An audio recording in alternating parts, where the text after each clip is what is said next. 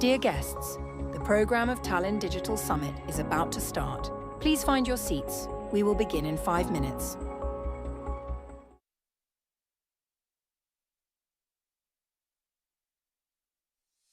Dear guests, the programme of Tallinn Digital Summit is about to start.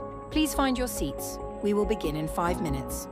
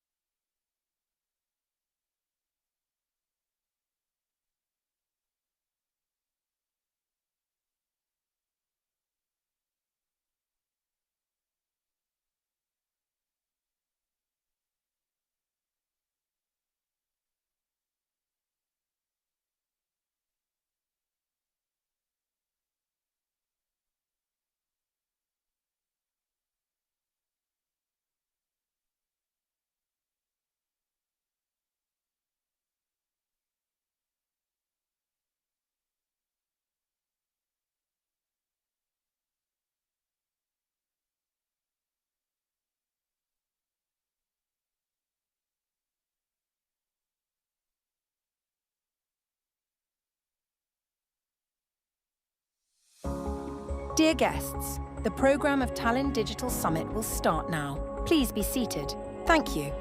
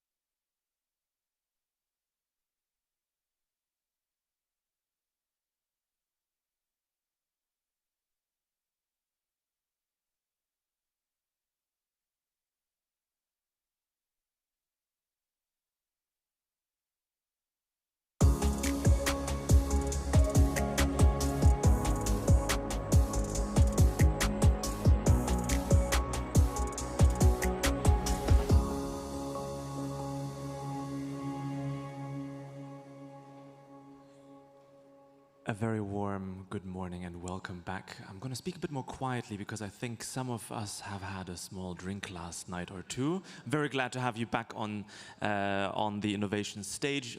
For those that haven't seen me yesterday, my name is Florian Marcus. I'm your general moderator and host for this stage for today as well. Before we get into the program, a tiny bit of housekeeping to be done. If you still don't have the internet connection here, we have an open Wi-Fi called Digital Summit. No Wi-Fi password required. For some of the panel discussions, wherever we have time, you're always free to use Slido. That's an app that you can use or a website that you can use to post your questions, and as time permits, we will purvey these questions to our panelists. If you want to post about this on social media, you are always free to do so under the hashtag TDS2025. I've seen many of you actually use the Brella app for connecting with new opportunities, new people with whom you might want to do business or exchange ideas, so that's great. Keep doing that. And one last plug before we delve into the topic today. The Business Expo that you will have passed by on your way to this stage and also on the way to the other stages. There are many interesting companies that have helped to build up Estonia over the last 30 years and many other countries in terms of their digital transformation journey. So please make sure to talk to them. There's plenty of experience in the room, just as there is on stage. But anyway, without any further ado, let's head to the first presentation of the day, which I'm actually really looking forward to. It's always easy to sort of, sit in an armchair and hypothesize and philosophize over what the world is going to look like in 25 or 30 or 100 years. Everybody has flying cars and whatnot. But what's much more exciting, in my opinion, and also in the next speaker's opinion, is, well, how do we get there? What do the next 5 years actually hold for us? What do the next 10 years hold for us? So with this in mind, with the title, How Looking to the Past Inspires Innovation and Leadership for the Future, Max Giordano is going to give us a futurist perspective on the nearer future and tells us how the past may inform the closer future as well. Please give him a warm round of applause and welcome him to the stage, Max Giordano. Thank you.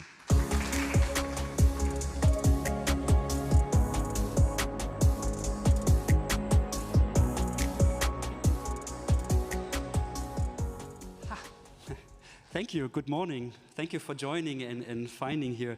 Yeah, I'm really passionate about technology since 30 years, and from my perspective, why I think it's such an exciting time to be in, because right now what we experience is that with the help of technology, we can create realities that seemed like total science fiction in the past. Just to give you some perspective, put yourself into the shoes of 1945 when you read this article from Vannevar Bush in 45 talking about how in the near future we might have something like a third eye attached to us, like, in the form of a camera, or even if you consider that, like even a little display in the classes, and this is 45, so of course you can imagine in a perspective of 45, this seemed like totally not possible science fiction. This will never happen. And guess what? It became a reality today in factories. So this is, for instance, augmented reality assisted repairs with Linde. And now we have this whole AI kicking in. For instance, having like 20,000 documents securely in the cloud. You have image recognition. So you have human on site. You have a human in the call center, plus the AI layer with image object identification, etc. Or another thing from the 50s that, yes, robots will be there to help us. And of course, you all know the videos that, that are so present, and it has become a reality. But from my perspective, when people dreamed about that we will have robotics in our home helping us with our day-to-day activities, of course, this seemed impossible. This seemed like, way too expensive, way too dangerous.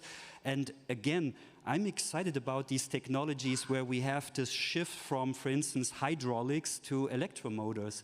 And all of a sudden, you have a complete new way how you can engage with machines. And by the way, it's not only the mechanical progress, it's also the progress that we can build in 5G. So we have something like, for instance, a ChatGPT interface, and we can talk to the machines with the huge difference that all of a sudden, not necessarily do we have to code everything we want from the machine. We can show them. It's based on observation. We can show it like, watch me do the same. And the training cycles have become increasingly, I mean, this is less than 5 hours to train it and to replicate it, all the way to that machines can inform other machines, that they can share knowledge, that they can train other machines. So I'm really fascinated by that. And by the way, when I show examples like that, for me, it's always about the human side.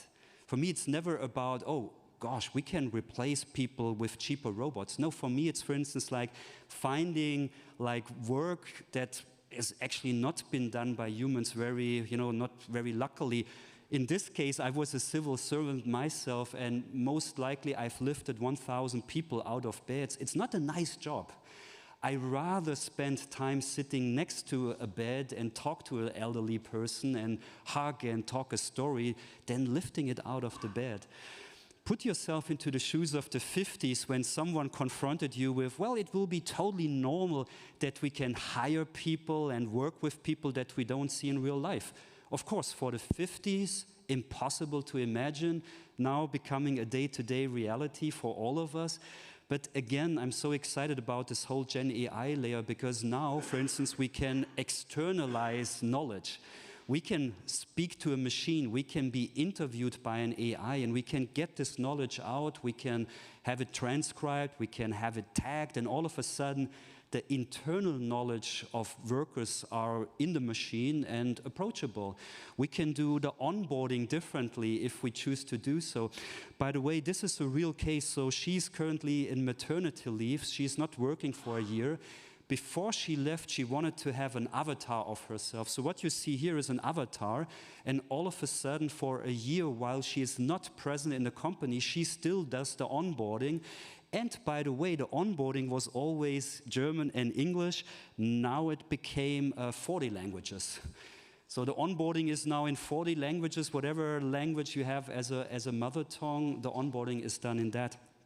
Another example from the past, and most likely my last one that I want to spend a minute on, is Hitchhiker's Guide Through the Galaxy, because that is deeply personal, because I remember it was my favorite book as a teenager, and I remember so well this notion, well, wouldn't it be nice to have a Babel fish, something I can put inside my ear and everything is translated in real time? And guess what? This is how I was able to actually buy a Chinese SIM card without understanding the language, without speaking the language. This is how I was fluent in Japanese when I was recently in Tokyo. This is how I basically was able to, see here a building in Tallinn and ask AI, what am I looking at? And it doesn't stop there. If you have a Samsung phone with the real-time translations of calls, it became a today's reality that I can speak in my native tongue of German, and it's on the other side, it's Swedish, Estnish, Finnish, whatever kind of that we want to have. And the whole notion to have something like a physical guide through the galaxy that holds the entire knowledge of human mankind, isn't it where AI leads us to? Isn't it what Perplexity is already like showing us where it could lead to? So I could bore you with all these images from the past and why I'm so passionate about these pictures. Some of them, this is 100 years old. So why I'm so passionate about this is multifold. I mean, first of all, it shows us that what used to be science fiction clearly has become a reality today. And it's the fact that we actually don't even recognize that. We take it as a granted. It's something like, oh yeah, it's possible, but it used to be science fiction. The other very, very important lessons that I learned is because looking backwards, it all makes perfectly sense. It sounds like that, with technology, each year a computer is calculating a bit faster and that AI becomes a little bit faster, when in reality, in technology, it never is linear. I can't think of one single technology that went linear. It's just like with the metaphor of the chessboard. It starts slowly, 1, 2, 4, 8, 16, but all of a sudden it has this kind of like exponential curve. The reason for that is because usually technology is accelerating the other technology. All of a sudden you have a technology that is a catalyst to the next technology, and all of a sudden you're in this kind of like exponential curve, and it's kind of like surprises you. So I think the perfect example to state my point is with, of course, AI. And I haven't attended one single session here that was not mentioning AI. Just for the sake of it, why is it now a topic? Because we all know when we talk to AI, mostly we talk about generative AI, and it's an old discipline. So what I love about this very old chart, it reminds us like, wait a second, it's been talked about for 70 years.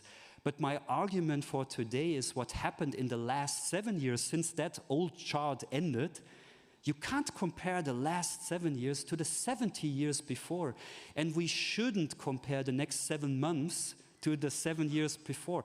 7 years ago, this was a problem for machine learning. I mean, you see the difference between a muffin and a dog, and you know what a chicken nugget and a dog is. But for machine learning, you had to really say, you are a dog, you are a dog. Oh, you're not a dog. And of course, this changed dramatically, because nowadays, this is when I say 1 + 1 = more than 2. Now it all perfectly aligns. We do have new neural network design. We do have new training data. We have the increased computing power.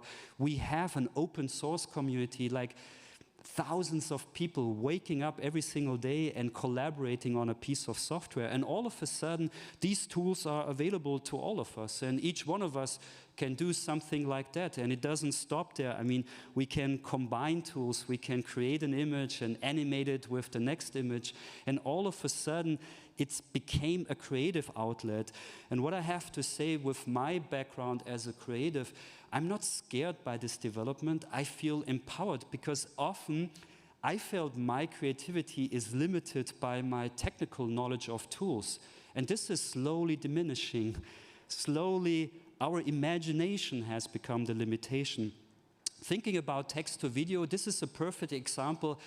I can make a bet that at the beginning of the year, most of the specialists would have said there is no way that we will see this year in 25 text to video in a good quality. Just to remind you, this was the quality at the beginning of the year. So this is text to video. You have a prompt, give me gymnastics, and it rather looks like a horror movie. So based on that, you know, based on all the experts, well, it's, of course, it's vector animations, it's physics. How should that be possible with the current type of technology that we have? And then, you know, remember the chessboard, all of a sudden 1 + 1 = more than 2. The stars align, and all of a sudden we do have access to such kind of technology. So for me, in my work, it's often that we really, really shouldn't look at today's limitations. We should look at possibilities. So whenever a client says like, well, I don't know if that works, my usual answer is, well, not yet. But it might work in a year from now. But I'm also aware that, of course, to quote Spider-Man, with huge power comes huge responsibilities. So I'm perfectly aware with this type of technology, of course, we can do something really, really bad, like fake news and disinformation, etc. Each one of us. It's not a limitation of technology anymore. But at the same time, it can create something hopeful. And I always get goosebumps when I look at this. This is a school teacher, and she asked her kids, how do you see yourself in 10 years? And they made these, she made it with AI, this representation, what the kids dreamed about. And look at the smiles, look at the faces lighting up. It's the same technology, and it's two sides of the coin. The choice is ours. We can use technology to create something harmful, fake news. We can create it to create a nice vision. We can empower people with that. Now, with these images comes so many lessons learned, because, for instance, when people dreamed about electric cars, this is actually the year I'm born, and it's a real fact. Mercedes already built 50 fully electric vehicles, fully electric. with a battery swap. So 860 kilograms of a battery pack that is swapped within minutes, having full electric transporters that had a range up to 100 kilometers. I'm showing that not to blame Mercedes, oh, what happened in the years between? I show it to remind us it would have been too early. It needed 10 years, the decade between 2010 and 2020, that the most expensive part went down. And now it decreases and decreases. Now it makes sense. So this is one of the core lessons that I gain out of these old pictures. Sometimes we have to be really, really patient. And by the way, from innovation management, this is when corporates really screw up because they lost interest in a technology. Speaking about a car is technology. So of course, with the progress of technology, it was just a matter of time that we had fully autonomous cars on German highways. We had German cars competing. But you know how it happened. All of a sudden there was a disruptor, and all of a sudden there was level 5 autonomy. And now another very important lesson that we can learn, now the hype cycle kicks in. And we all know since 20 years, every single technology goes through this cycle. So we have level 5 autonomy, we put billions into it, and all of a sudden it's like, yeah, of course, we will not have driver's license anymore. We will not have accidents anymore. We will not see deaths anymore. But this is the vicious cycle with the hype cycle. So we promise all, but then reality kicks in. We have deaths. We have cars not being able to navigate small roads or round circles. So this saying is also true for every technology. We tend to overpromise, but then on the long run, we underestimate it. Because to stick with this example, besides all the rage that level 5 will never happen, actually in the US, in San Francisco, already 1/4 of all paid rides is now Waymo. They're doing 1 million paid fully autonomous rides. So this curve basically is really influencing my work a lot. And to come back to that, another very important lesson, and I had to learn it the hard way, who am I to be able to predict the future 10 years from now? I have a very, very good gut feeling about the next 3 to 5 years. I'm really, really good in getting a gut feeling about what impact AI has in the next 5 years. But 10 years from now, 15 years from now, so if it's an uncertain future, if we can't say what the future is, in my understanding, we need to ask different questions. So I refuse to answer a question like this. What is the future for politics? What is the future for health? What is the future for mobility? I can't answer it. And honestly, I don't think any one of us can if it's 10 plus years in the future. Better questions to ask ourselves is, number one, what is it actually what influences our future? What are the most key relevant trends, not only for me as an organization, but for me as an individual, for our employees, for our customers? And what do we do with that? Because trend scouting alone is worth nothing. What do we do with a trend? So if we have meta classes with a display, what do we do with this trend? What does it mean for us? Question number 2, how do we stay relevant in the future? Because this is something, often we just think, well, the future will progress, but what does it mean for us?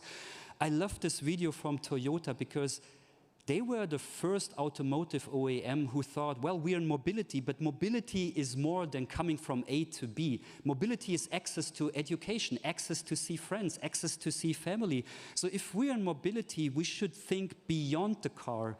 And all of a sudden, you're thinking about the whole city. You're thinking about how the future will look like for people living together. Third question is, how do we actually stay future ready? And this is, again, something deeply personal. How can I have lifelong learning? How can I have a growth mindset? But also as an organization, how do we prepare ourselves and our employees for the future? And finally, and I think this is the most important question, if we don't know what the future is, what we can do is we can articulate what kind of future do we want. And it's most likely futures as in the plural. So what I'm referring to is, I know it sounds cheesy, but this is for me the difference that it can make. how can I actually articulate a future that I would like to wake up to? So this is again from the 60s when people thought about the future of education. It sounds pretty good to me. I mean, you connect students, you have tutors, you have electronic media that helps you. But in the same year in Japan, they thought about the future, well, and if you don't answer the question right, a robot comes and hits you on the head. It's the same kind of thinking about the future of education with a twist. One sounds dystopian, one sounds utopian. When we think about the future, do we really talk to all stakeholders? And I challenge you, please find me any kind of video or image or future thinking about, from the 50s, 60s, 70s about current cities where you see walkers, where you see people on bikes, pedestrians. You don't find that. So this is, for instance, General Motors from the 60s. You can't find a single video that depicts people on bikes. It's crazy. So somehow we forgot about these stakeholders. Is it really inclusive? Is it really, most of the videos didn't age well. All the stereotypes that you can think of. And I know it's 2025, so we shouldn't talk about everything that we should consider. I think it should be a given. But also, are we really challenging ourselves constantly? Well, did we thought about the UN SDGs? Did we really talk to our stakeholders? Why I'm so passionate talking about that is because if we all combine that and if we create images for the future, and I'm not saying one is better than the other, but what I'm saying is once we articulated desirable futures, once we put it into a rendering, into a video, into a picture, once we have that, then we can start a dialogue. We can think about, is that utopian? Do I want to wake up to this? And most importantly, how do I get there? What is the one important strategic step that I can do tomorrow to make this dream become a reality? And my final point is, because I work with technology and I'm passionate about technology, but what I see happening over and over again is that we treat technology as a driver. So although I'm an Apple fan, when the Apple Vision Pro was introduced, every single use case I couldn't relate to. Like a parent watching kids play, this is not a nice use case to me. So when I watched the keynote, I was like, wait a second, I love technology, but there is so much beyond technology. I don't need technology to see kids play. So this is my final statement. When we should think about these desirable futures, we always should treat technology as something that is not replacing the human side of that, the human factors, something where human life and joy should not be replaced by technology. On this note, thank you very much, and yeah, let's co-create desirable futures together. Thank you so much. Thank you.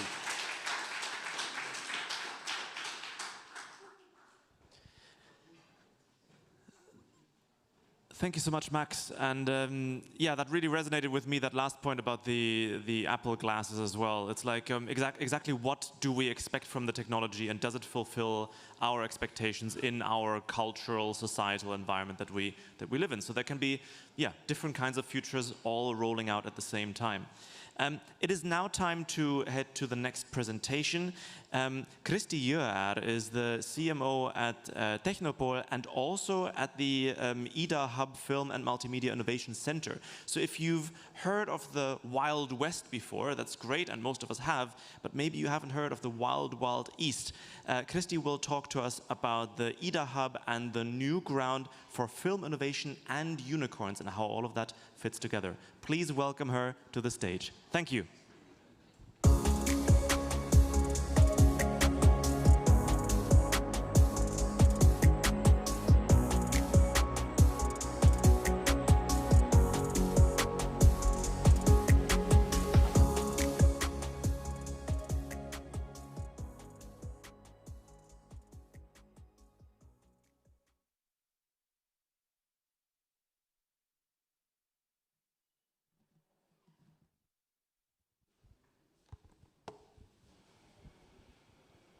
So good morning, everyone. My name is Kristi, as Florian said, and I am not from wild, wild East. I'm born and raised in Tallinn, but as a child, I spent all my vacations in Ida-Virumaa, Kauksi. This is the place where my heart belongs. This is the place where are my roots. And this is the reason why I'm so happy to say that this place that has the highest unemployment rate, that has tremendous economical challenges and different kind of ecological challenges, is turning the tables. We are transforming this place into the Film and Multimedia Innovation Center. We are making the big dream happen. So, I have been working for Tehnopol nearly 6 years, and during that time, I have noticed that there has to be 4 things aligned to make innovation happen. So the first thing is pressure. There has to be some sort of tremendous problem that you cannot continue the way you have done before. It can come from inside, it can come from outside, but definitely there is need for change. The second thing is resources. Yes, you need to have time, you need to have money, you need to have connections, you need to have infrastructure, so you need to have the resources to make the change happen. The third thing is team.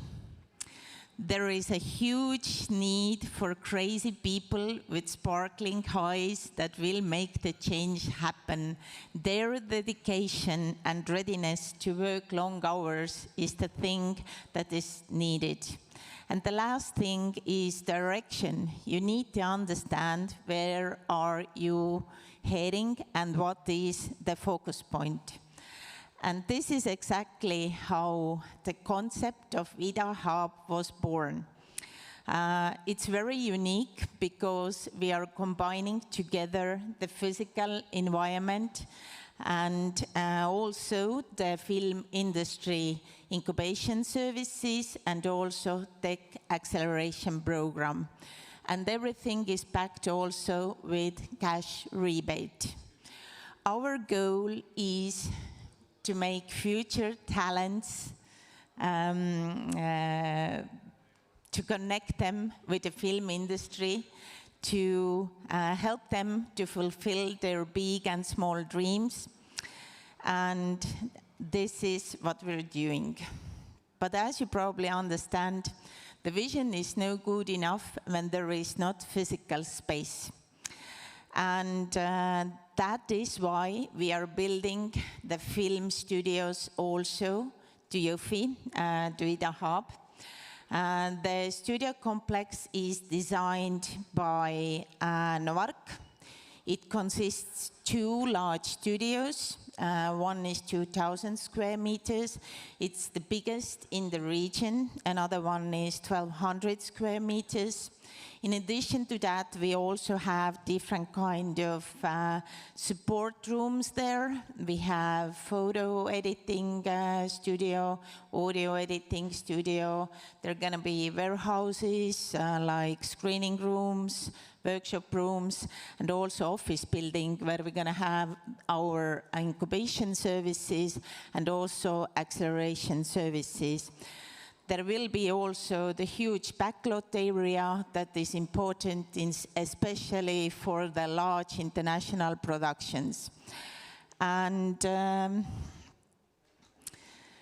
the truth is that the bricks and lights don't make the movie industry happen. Those are the people. And with our amazing film industry incubation service, we are creating the future service providers to the film industry that you can access locally. For that, we have 12 months program, It consists the key mentor, it consists trainings, community events, and basically what it does, it gives the understanding for the people how film industry is different, and that's not it. Actually, what it does in addition is that, as I said, there has been huge economical and ecological challenges in the region. So as Estonians know, it's the area of oil shale industry, and its decline has left many people without jobs. So what we help is to transform them from one industry, from traditional industry, into the creative one. And when we have skills and people set, then the innovation happens. And what we do is that in addition to this traditional film incubation program, we also have the tech acceleration program. So we take everything that we have built up and learned in the Technopol, raising tech startups, and blend it into the creative industry. So there is 6 + 6 months acceleration program. We have key mentor, we have access to expert mentors, we have also 7-part training series, and there are community events, access to the open office.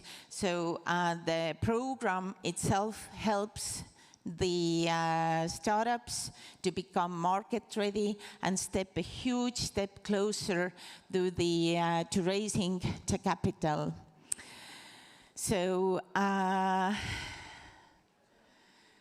we have studios like physical space, we have industry incubation program to create the background forces. We have also tech acceleration program that gives the talents and makes the innovation happen. And then we have also cash rebate. We have national fund, it's up to 40%, and also regional fund, it's up to, the first one is 30%, and the regional fund is up to 40%. But in addition to giving money for film production, it gives back tremendously to the region, because it helps to create jobs in the region. It helps to find the new identity.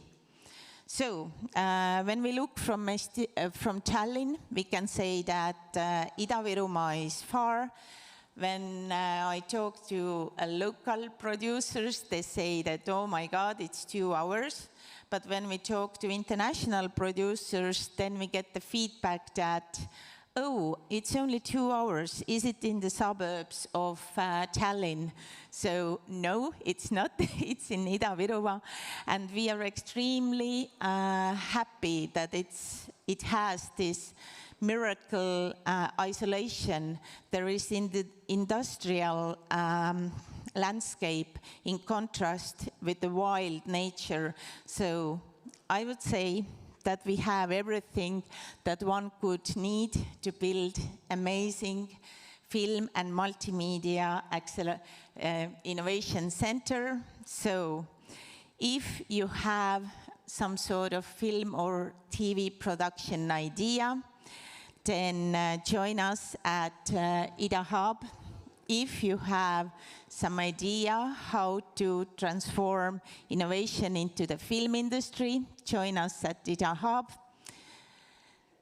And welcome to the Wild Wild East. Thank you.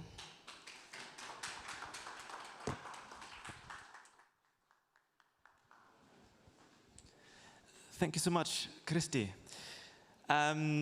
To those of you that were here yesterday already, you'll remember one of the panel discussions was all about resilience. And one of the key words, I mean, there were many being dropped, but one of the key words that was mentioned was the topic of sovereignty.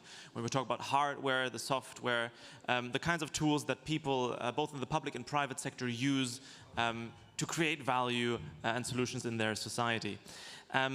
Today we are drilling deeper into the topic of sovereignty, and more specifically cyber sovereignty and global tensions.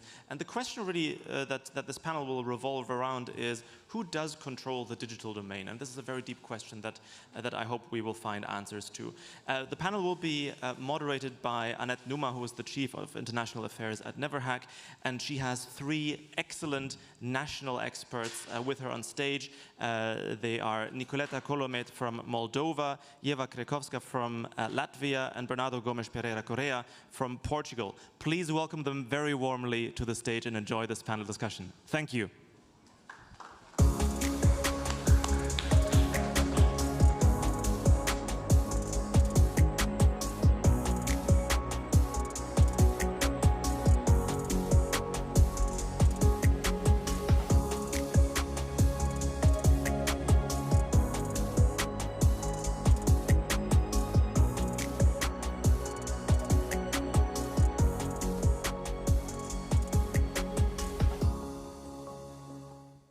So a very warm welcome also from my side, and a massive thank you, Florian, for doing the introduction as well.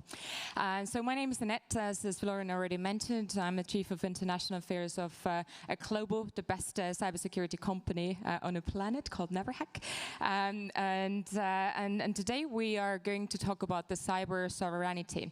I think it's pretty clear that it's every country's responsibility to make sure that its citizen information data is stored safely, and of course also that the innovation in the country would still be, you know, on a very high level.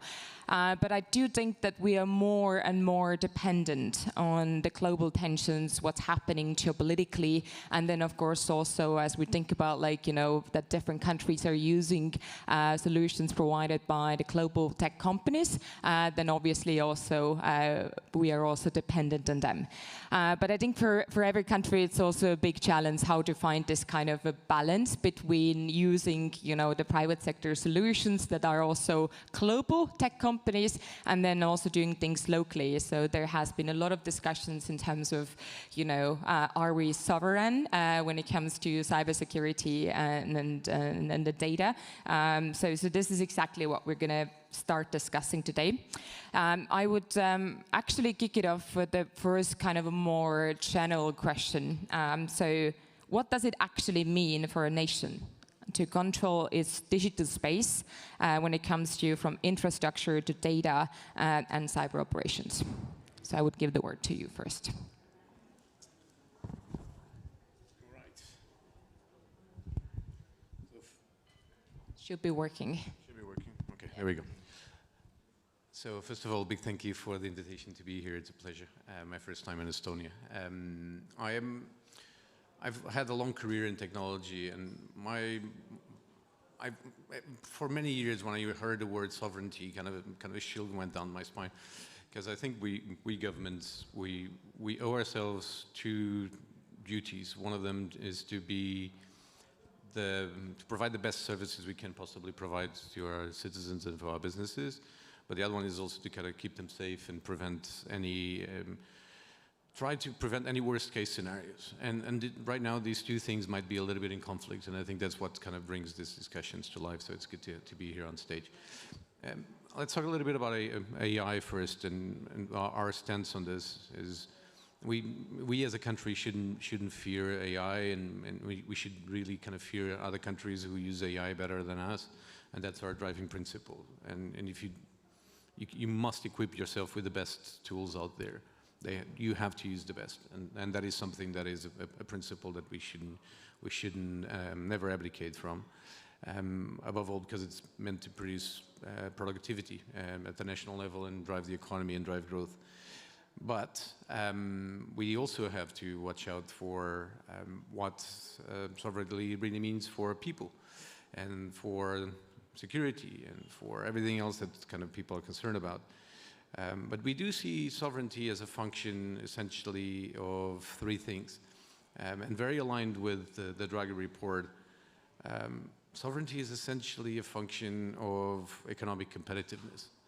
It's not just a short-term concern. It's that we got into this state of affairs because we have not been simplifying our regulations hard enough. We haven't been financing our startups and our businesses enough, and especially giving enough access to venture capital. Someone on stage yesterday had a chart that only had 20% of total VC funds in Europe compared to the size of the US VC funding, and we have not been investing enough in skills. So if you take sovereignty under a long-term lens, then we need to simplify, we need to finance more, and we need better skills.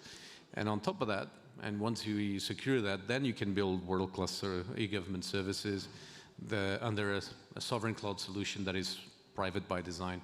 And what does private by design really mean? And again, I'm not going into the discussion about what supplier you should use or not. You should always use the best one available. It means that you build the solutions with transparency in mind, so knowing who owns your data, where it's stored, what people are doing with it. Control, meaning that citizens and businesses can control their own data and extricate it and move it, shift it, and lift it whenever they need to. And security, that it is held safely and that it's not going to be compromised, and kind of they trust the government to hold it in a safe environment. So yes, we take a much more holistic view of sovereignty, where we need to use the best tools, but we need to be careful on how we put it together. I will formulate this question a bit differently to you, Eva. So Latvia has been always very active when it comes to regional and EU also cybersecurity work, and we've been really admiring this also from the Estonian side here. So in your opinion, what are the international cooperations that are the most important, especially when we think about countering growing cyber threats and kind of building this collective resilience here in Europe, and especially also maybe taking this angle, like, are we competitive enough to do it alone here in Europe, or do we need also global partners? So, given the threat picture we are facing here in this region, and that the cyber attacks are our day-to-day business, basically, and our systems are being, and our critical infrastructure systems are being under attack since 2022 at the severe levels. And we have managed to operate our cyberspace in a very stable manner, and I think our third team is doing a great job. And we at the National Cybersecurity Center see this international cooperation as one of the key elements for such a success story. So for Latvia, of course, NATO is the cornerstone of our national defense. And resilience plays a very big role in this. So being active and exercise together and to do the routine checks on our procedures within the NATO is one of our utmost priorities. But of course, it doesn't end with our membership in the NATO. We have to have this very good regional cooperation here in the Baltics between the Nordic Baltic countries, and of course at the wider EU level. And I think the cooperations we have in several very practical levels, for example in the exercise Locked Shields, shows that this partnership goes even beyond this continent. For example, next year we will exercise together with Singapore and with their experts, and I think there is a lot to share, a lot to learn from each other, and we should be more proactive with this learning, with this understanding, and also sharing the information between us and the best practices, because the threats we are facing are quite similar. Yeah, across the globe. That's why, again, the globalization side there. I'm jumping now to Moldova, to you, Nicoletta. You are the director of the e-governance agency in Moldova, and Moldova has done tremendous steps in order to really develop more digital services to its citizens as well, which also brings a lot of risks. You just recently had elections in Moldova with pretty great results. And if you could just kind of cover a bit this, what were the main lessons that you learned from the elections in Moldova, and especially when we think about like dealing with hostile actors? So, thank you. First of all, that's a very complex question. It's a very we don't have sufficient time for it generally, but I think it's very important to enunciate a couple of things. First, the election results are the collective voice of the Moldovan people, regardless of where they are, within the country or outside the country. We have a very large diaspora. We have diaspora in Estonia as well, very active one, a very powerful one. So this is the collective voice of the people. And what we've shown is that resilience is not an Your question is quite interesting. Who controls the digital domain? Or I think the one who controls it is the person who knows how to ask questions and have critical thinking, if we're talking in the context of elections. Now, in terms of cybersecurity, and going back to your first question a little bit, this year, we're marking in Moldova 15 years since we started the process of digital transformation. Our agency turns 15 years today. That means that 15 years ago, we set out a national strategy, a national white paper that established the rules and the baseline of how we will build our resilient infrastructure. And our point was that we will build it modularly, we will build the systems, and we will make it so that they are vendor agnostic, so that we control it as the state, we can operate it at any point in time, we can move from one vendor to another, and we build the capabilities within our institutions in order to be able to manage them. So that is from the technical overview and organizational overview. And in terms of the legislative framework, we have set in place, and we have very robust protections for data privacy as well. The National Data Protection Agency is one of our biggest adversaries every time we want to build something that is more user-friendly in certain cases, but that's generally the framework, right? Because in the end, you control your data, but we distribute it through registries. Institutions have the mandate to make sure that the data, that your data in those registries is accurate, and we made sure that the data flows by enabling the once-only principle. And the once-only principle is the way we share data, and is the way for us to build good, better services. Now, going back to elections, this infrastructure, because every system, all of our systems are based and hosted in what we call mCloud, all of our governmental systems. They're not stored in third-party vendors. They're not distributed across. So we have our own cloud infrastructure. We have our own governmental cert. In addition to that, 2 years ago, we established the National Cybersecurity Agency by following and implementing the NIS2 directive as well. So we've made concrete steps in terms of making sure that we bring all actors to the table, we bring all of the resilience, we bring the stakeholders on the same page, and we have more oversight and control over that.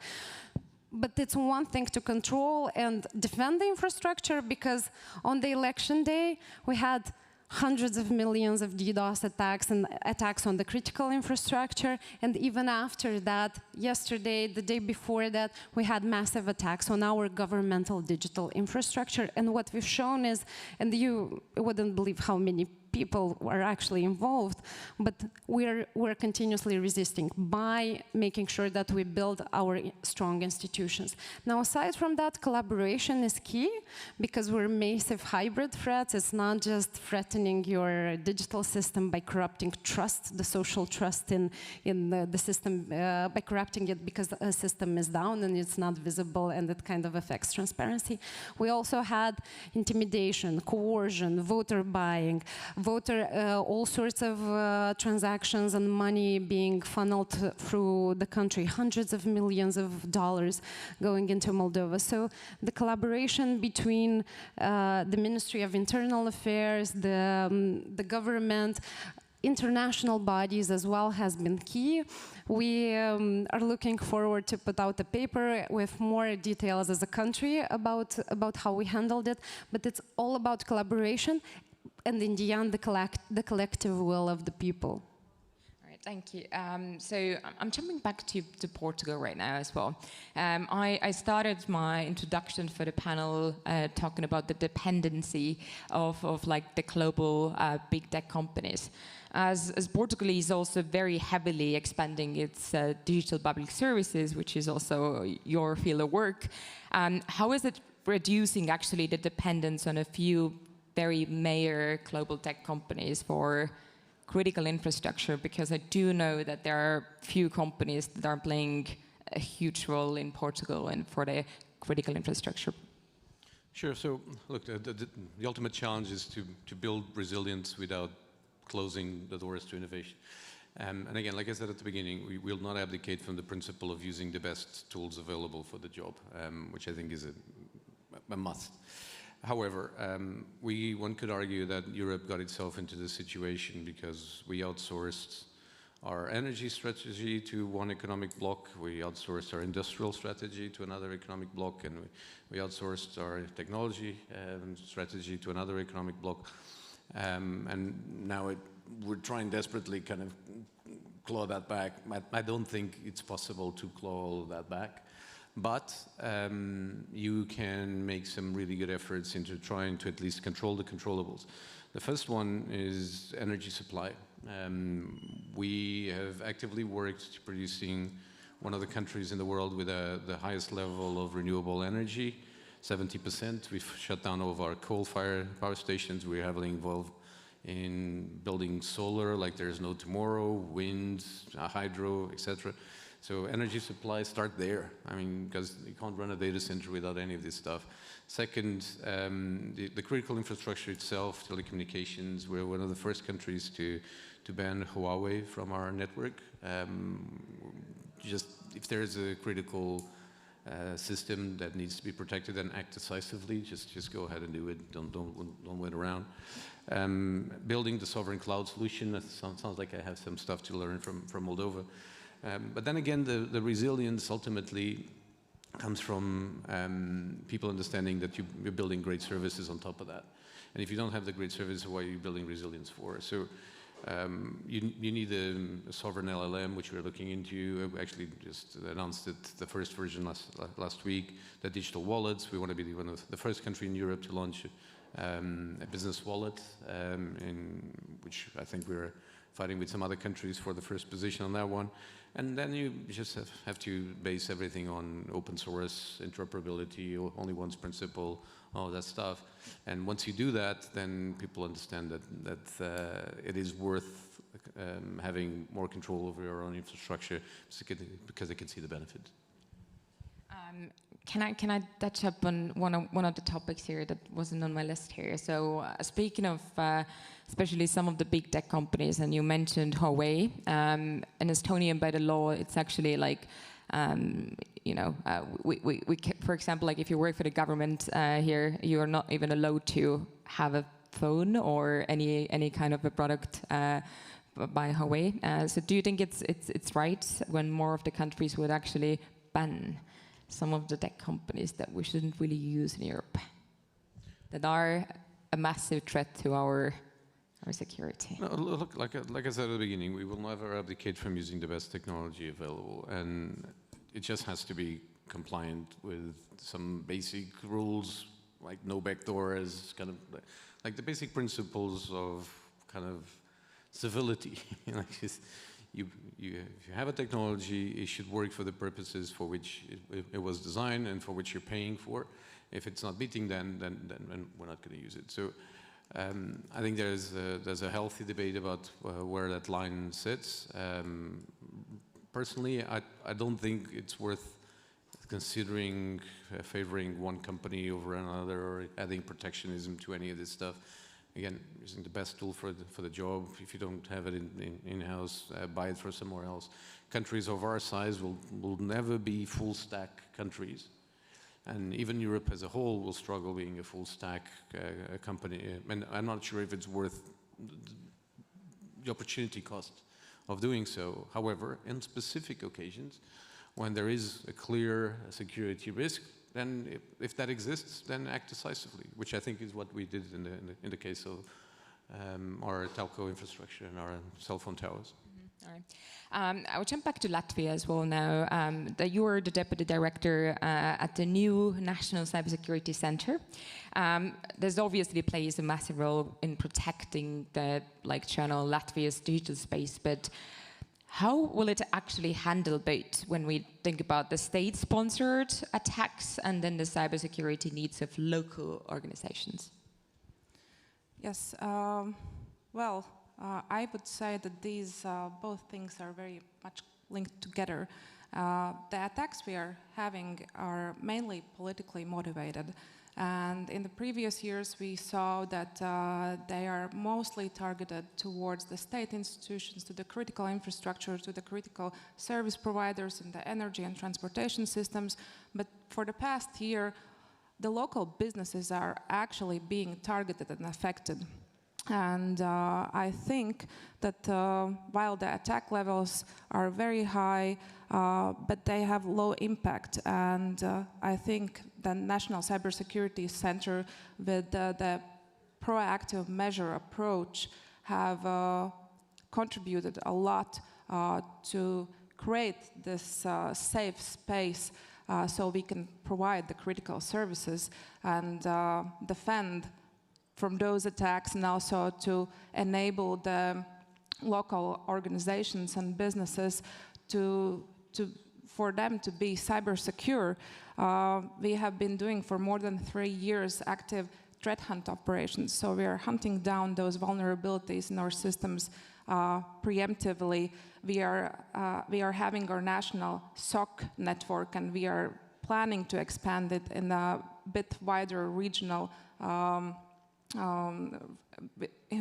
a bit wider in the Nordic Baltic region. The early warning sensors, all of our informative seminars and direct dialogue with the businesses and with the local organizations, I think this all gives us opportunity to be both the defender and also enabler for those local organizations.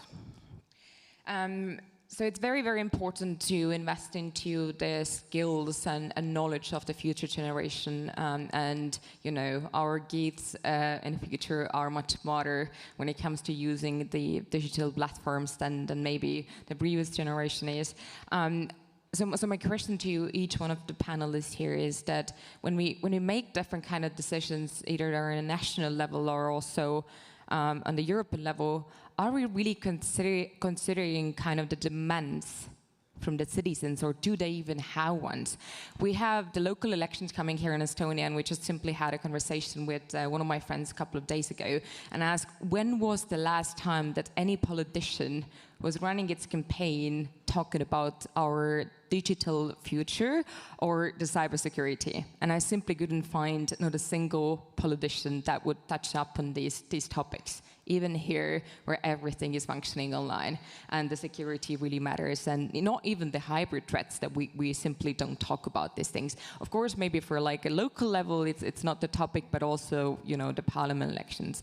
So maybe kind of a general questions. Do you think that we are considering the citizens' demands, and do they even know what they're asking from the state in terms of, when we think about the topic of our discussion, is the cyber sovereignty and keeping their personal information safe? That's a very broad question, because it has cyber sovereignty, information safe, asking about what you want from your digital government. So yeah, pick your angle. So look, I can give you our overview, our national context. We were thinking about this strategically as a country 4 years ago when our pro-European party won. They also ran on an agenda of digitalization and building more resilient digital infrastructure, better solutions and so on. But that was a promise, like an initial promise. However, we are consistently, as an institution, in active engagement and talks with the people in itself. So it's not so much as what you promise to the people, because people don't, at least not in Moldova, when they're struggling to go to meet the ends by the end of the next month, they don't care that much about is the service digital or not. They care about their buying power, right? So this is the main priority for us, and that drives us in return to make it so that whenever they need to search for something, whenever they need to find something, we make it as easy and as seamless as possible so that they don't even think about it. And we're doing under the radar, but the change is so visible and it penetrates the entire infrastructure.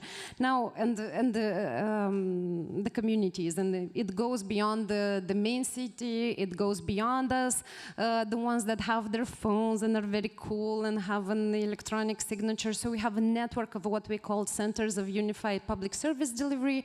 This is us bridging the digital divide for people in the rural areas that don't have access to, that don't, we have like specialized people that allow you and help you get access to services so that this becomes a non-issue. And then you focus on the real issues, on the real things. Now going back to sovereignty and information and so on, we know, and I think we realize that you can ban many things.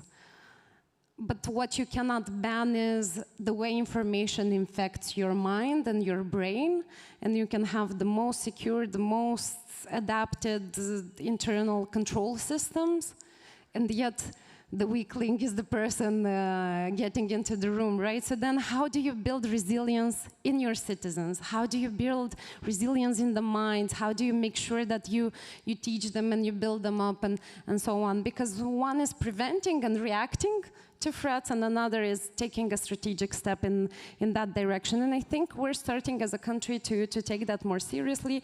We have a Center for Strategic Communications. We have a very robust, very active journalistic community, civil society, watchdog organizations that have taken a very serious role in fighting disinformation, in talking to people, in uncovering interference. And the role of society and civil society will always continue to remain crucial for a thriving democracy and for a fair democracy.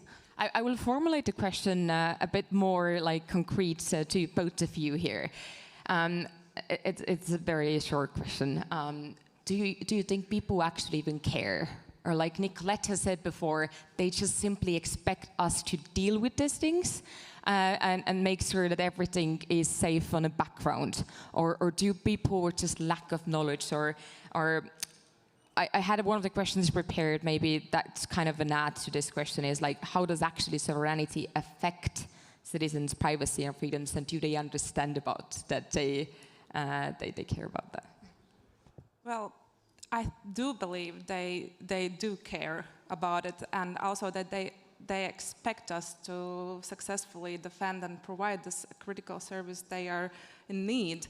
And I think we have successfully implemented this comprehensive defense system where each of us, the government, the businesses, and every citizen have their own roles, have their own responsibilities towards their security, and cybersecurity and digital literacy is just one of the layers on top of all of that. And we are working very closely, reaching out to them, doing the regional seminars, the dialogues, launching the awareness campaigns. More specifically, we are focusing right now on the teaching staff in the schools. So our teachers would be the enablers for the cybersecurity knowledge they could pass to the children and also to the parents who are one of the vulnerable groups. Have there been any elections in Portugal that one of the politicians have focused on these topics in their campaign? So yeah, we have an election on Sunday actually, and I would argue that my boss, the minister, Ministry of State Reform, this is built on that's his platform, and we need to be able to build much better, much more resilient systems. Sovereignty again, like it's a tough word because I don't think countries of our size, the definition of sovereignty needs to change. But answering your question directly, do people care? I think they care very much when it goes wrong. Exactly. And that the role of governments is to prepare for the unthinkable, and we need to be ready when things go wrong, and that's what we do, and that's why we're here, and that's why we work every day to make people's lives better, easier, safer. So yeah, they do care, but only in very specific instances. And I guess if you're a responsible politician or a head of an important agency, it's your job to prepare for the day when it might go wrong, make sure it doesn't. So I think as kind of a wrap up, because we are out of time now, I would say that to answer the question who controls the digital domain are the ones that have the best technology. And if we do, and I know everybody are tired of hearing this, but a very great collaboration between public and private sector, and the governments are willing to buy solutions from companies that actually do provide a safe solution, that are making sure that their citizen information will be safe and sound, and people can sleep peacefully at night, because problems will come when things go wrong. So the expectations might be actually very high. We just simply don't talk about this enough. But at the end of the day, every country's responsibility and decision regarding the sovereignty. Cyber threats are global, so I think we also need kind of a global approach in there. But I wish everybody here a very interesting discussions and different panels and keynotes that you can listen to. And thanks once again for coming to Tallinn. And please join me for a massive round of applause to our wonderful panelists.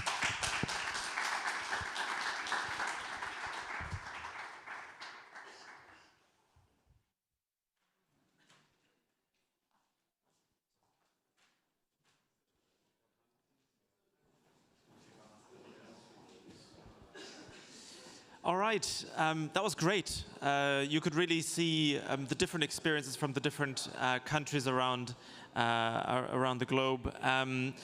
I now have the great honor of introducing to you the only speaker that has had a speaking slot yesterday and also gets a slot today. It is, of course, Professor Coffee Break. Please enjoy, and we will see you back at 11:30 for the next talk on the new KYC challenge. See you then.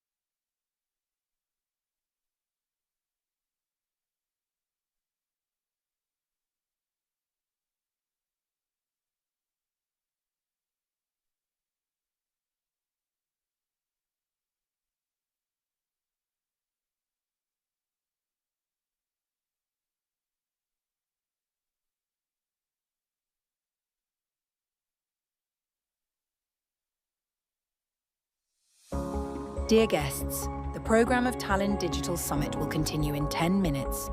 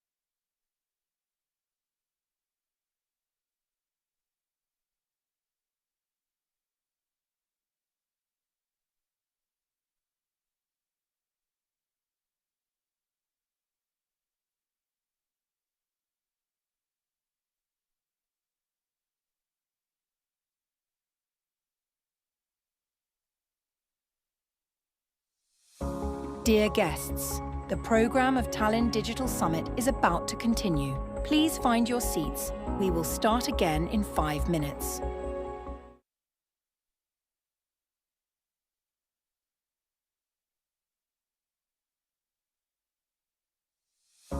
Dear guests, the program of Tallinn Digital Summit is about to continue. Please find your seats. We will start again in 5 minutes.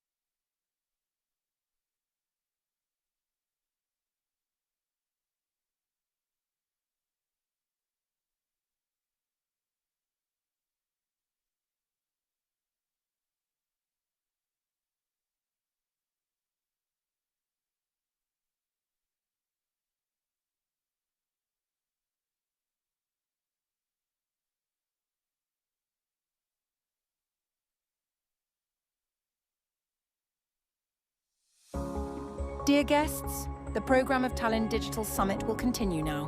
Please be seated. Thank you.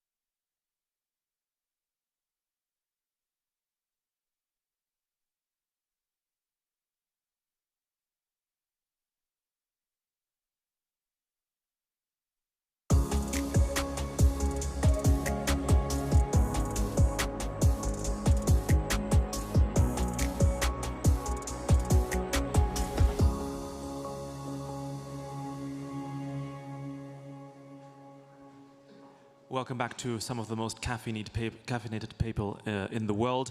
Glad to have you back from the coffee break. We are going to start with a topic that is very near and dear to my heart, and also to the next speaker, which is great. We're talking about the new KYC challenge. So in an era of deep fakes and synthetic identities, what does it actually mean to know your customer today? With us today on the stage is Mari-Liis Soe, who is the CEO of Complex, to talk about just that. Please welcome her to the stage.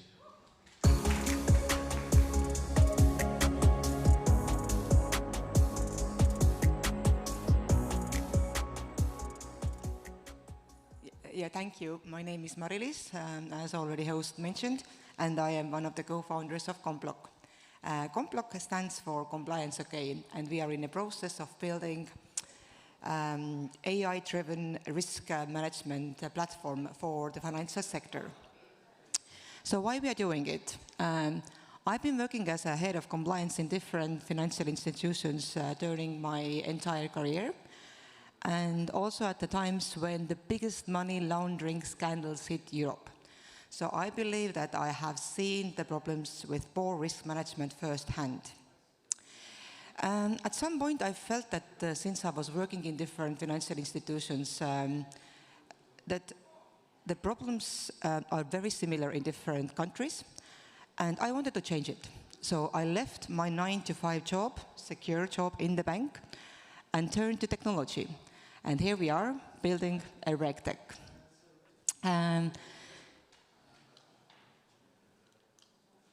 So before we jumping into the topic, I would like to explain you all what is compliance and why do we need to comply, right?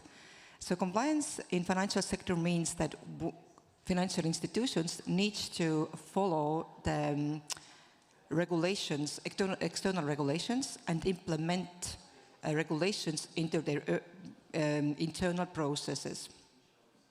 In other words, they need to ensure that companies are following laws and regulations to maintain integrity and trust in the financial system. And one of the main principles is, in the banking sector, to know your customers. So we need to make sure that Mari-Liis is Mari-Liis, right? We need to verify Mari-Liis, we need to ask all the data to understand Mari-Liis's expected behavior. And then if there is a pattern which is indicating that Mari-Liis is imposing a greater risk, we need to make sure that we are taking measures to prevent it and also provide Mari-Liis services what she actually needs. And also, I want to highlight that if the banks are not doing it, they might be imposed the fines. And that is something also what we have heard. So bank is, and financial sector entirely, is providing a trust, and if they don't act according to laws and regulations, they might be imposed a fine. So why does it matter to know your customers? Because we need to protect the system, right? We don't want the bad players entering into the financial system. So KYC and know your customer, in other words, is not just a check-the-box exercise. It's really to understand your customer behavior, make sure that Mari-Liis is Mari-Liis, and also preventing financial crime. And I'm not even saying only financial crime, in other words, tax evasions and et cetera, but also not providing services to terrorists, not to provide services to sanctioned entities, and the ones who would like to false the system and get some outcome out of it. So knowing your customers is also building a trust in the society. And what is customer experience here? That if you are entering into the customer relationship with different service providers, you are asked to share the data, same data over and over again. And that is actually quite frustrating. That why do I need to share all the data what I actually already shared a year ago, 2 years ago, to different service providers? And also imagine it's not only banks who need to, you need to provide your data. It's also with different applications. You want to apply a job, or you want like to go to, let's say, to rent an apartment in Madrid. you'll be asked normally to share your passport, your data, submit your documents, and every single time you do that, you create actually new threat, right? So from customer perspective, KYC is often innovative and repetitive, and it feels like we are not trusted as a customers. And yes, yet if you think about digital area where we are living right now, it's also super outdated. The threat landscape has changed over the past years. So for instance, back in 1991, the KYC was there. First AML directive was introduced in 1991, and that required financial sector to know their customers, right? It has changed over the years. It has gone a bit more detailed, but the requirement has been there for many decades already. And now what happened is that the first part of the 2025, 1.8 billion credentials were stolen. And how does it happen? It's actually 800 times increase in the credential attacks. So how could it happen that we have a regulation there for decades, and yet the threats are actually increasing? And that's a problem. Like, it's not the problem, but that's the reason. The reason is that the AI is actually moving so quickly that we can't actually fight with crime with the same tools as we have done so far. So now, yes, we have a generative AI and identity theft. So with the generative AI, it's much easier than ever to fake voices, forge documents, deep fake faces, and create identities in a way that we don't even know whether those people who we should know or we believe that we know are actually a real person. So most probably you all have heard the stories that grandmother called, and we thought that it's a grandmother because the person who was acting on behalf of the grandmother was actually with the same voice. And then someone actually gave their money to the fraudsters just because the identity was faked. You don't need to even hack the system. You just need to convince someone that you are acting on behalf of someone else. So now we have old tools and we have new threats. So every single time you go to a financial sector and ask to provide more data, you are creating new vulnerabilities.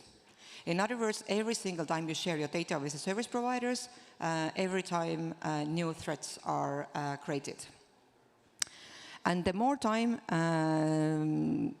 identity data is duplicated, because you not only share the data once, but you do it many times, then the more attacks and surfaces we are creating.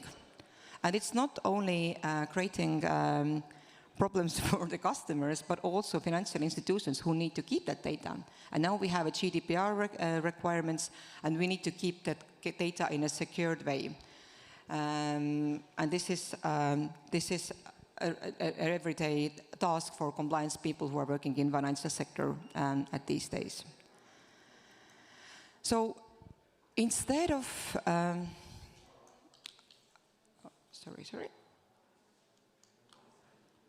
turning tables. I'm sorry. So instead of working old way that you need to prove your identity over and over again, I believe that there should be a better way how we can actually do this work. And I believe that verify once in secured encrypted environment should be more aligned with EU approach when it comes to provide your data only once. So instead of providing your data in different service providers, you should actually have that data provided once, and then you can share that data to the other other service providers. So how we are saying it in our firm is that you should have, if Mari-Liis is Mari-Liis, then Mari-Liis should also have my own vault. And I'll be verified once, and I can collect the data, and my data can be shared among different users. And that is also, that data can be travel across the different services.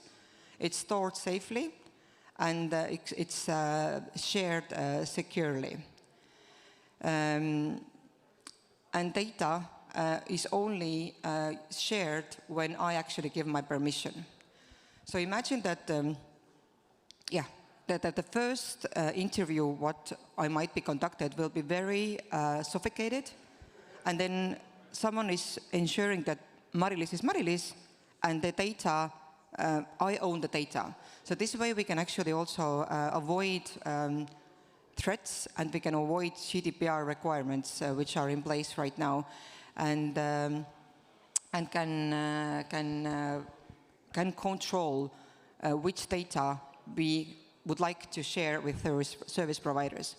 And also it not only benefiting us as a users, but also financial sector, that they don't need to collect the data. Data can be exchanged.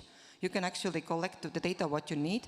You can set your risk appetite, for instance. You have, like, if you are financial institutions and you would like to get some set of data, then I would ask the data from the user, and then that data is changed. And that is, at the era of AI, the only way how you can actually work in a way that you are not misusing the system. So I think that now, with all this generative AI being in place, and most probably you have all heard that people who have passed away 10 years ago, they are relived. They have actually, people could, even if they are passed away, they could be awakened. And even me being here in front of you, someone is recording my voice and can generate identity. And I've got no idea what I might do all around the world with my, or how can my identity can be used in any other countries, which I don't control. So I think that at the time of AI, we seriously need to consider how we work and see compliance in the future, because the old tools which have been in place for decades are not working any longer, and we really need to change the way we are treating our customers, building a trust, and using AI to support our identity checks. Yeah, thank you.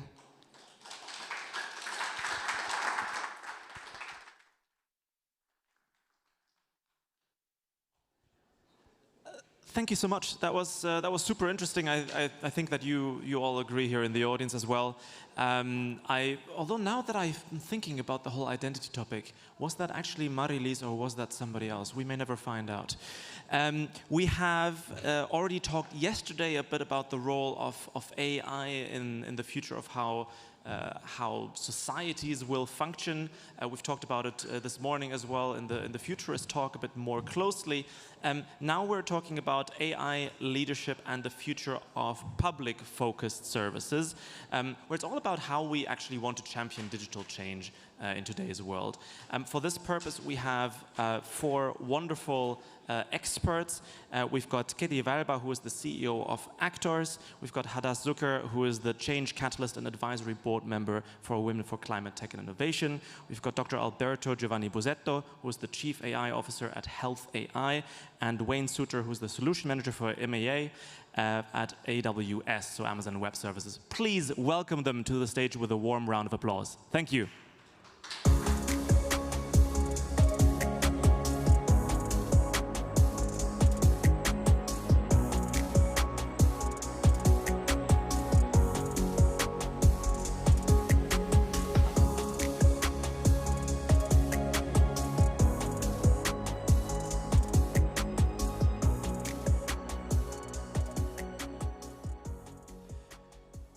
Ladies and gentlemen, we have a very nicely balanced panel. I'm very happy.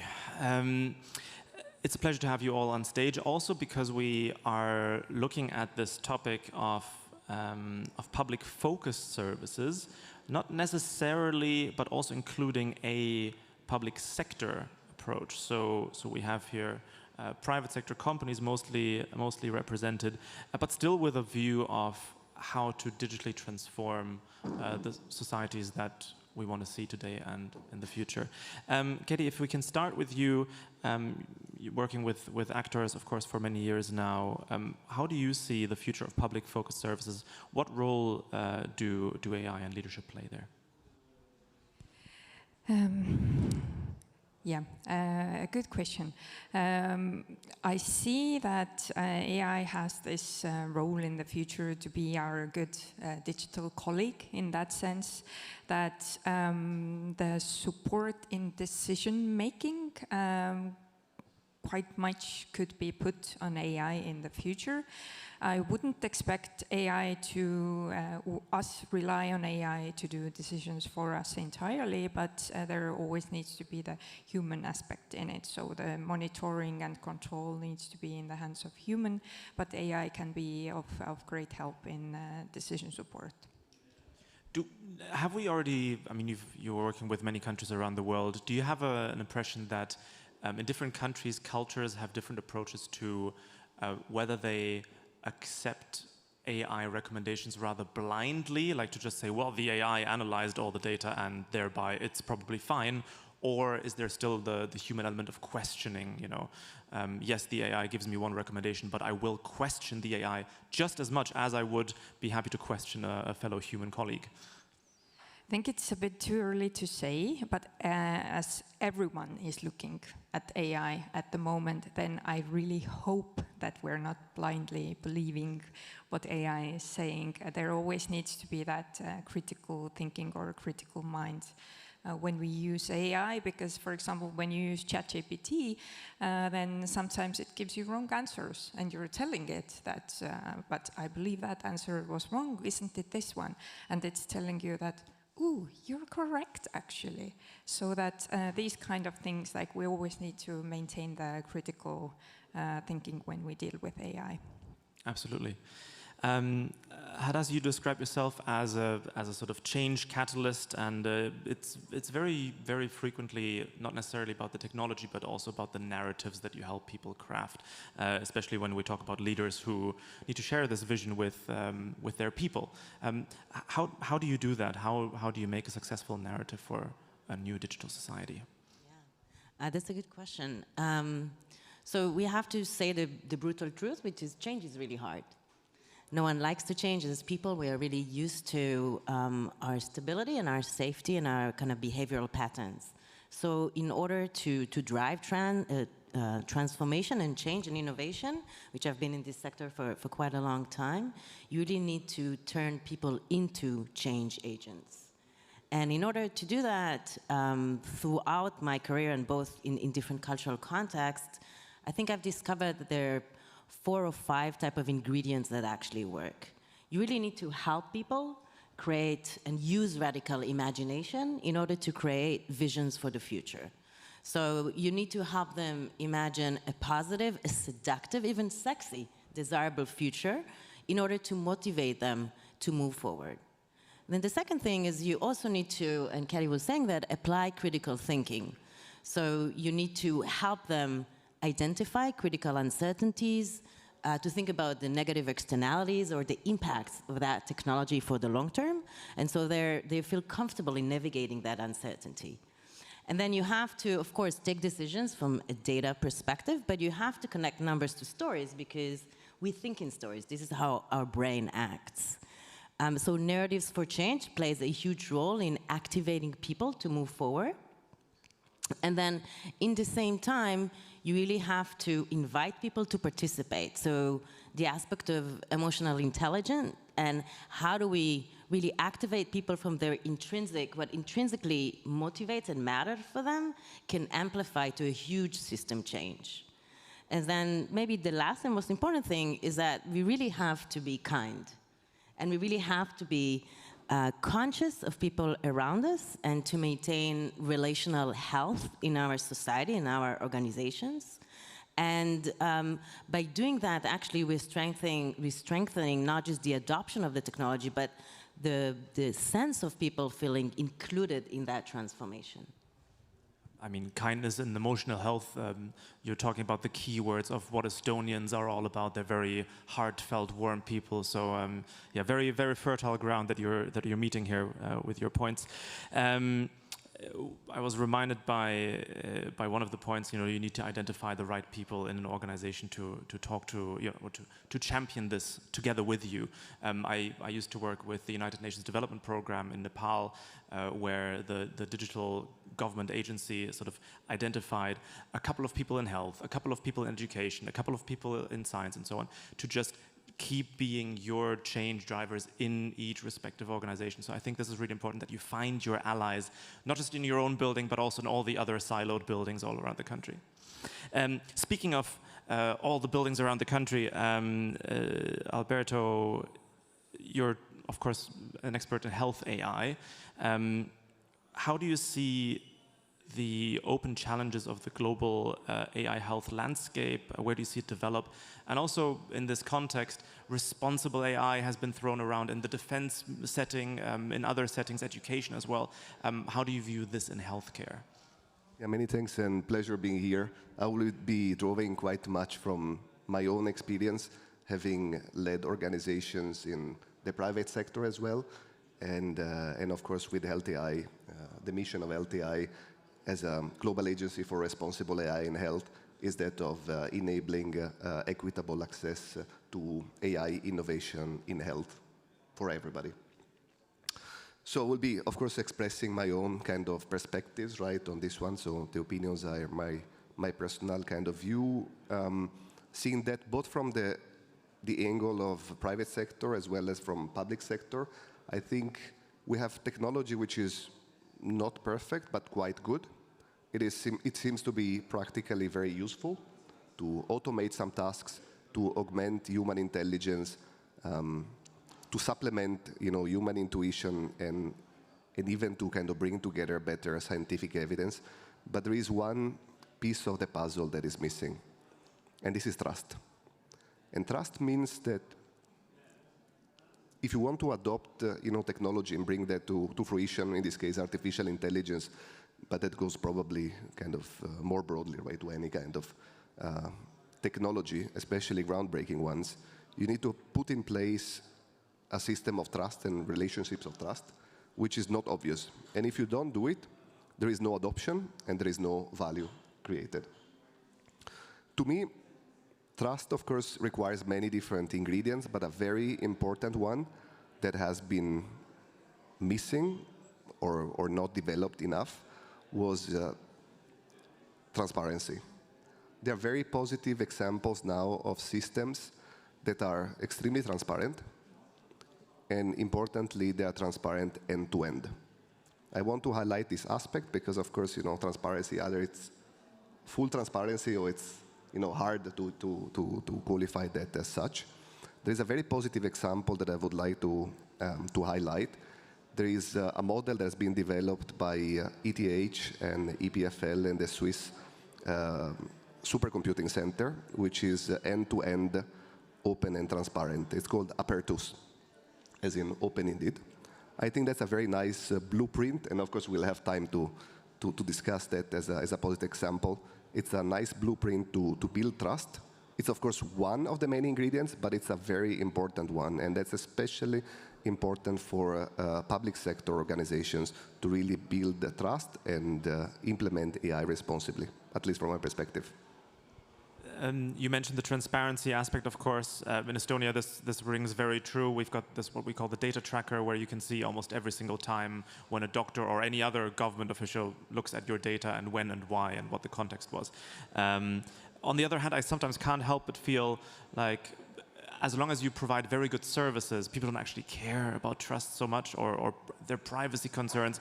I would love it if it were so that people would care intrinsically about privacy, but they are concerned about privacy with the public sector, but then they use Google Maps to get to work, and they have a constant GPS tracker that, you know, transmits your live location halfway across the world. So it's a sort of, I don't know, weird situation that most humans as users find themselves in. Do we need to hold them by the hand a bit more?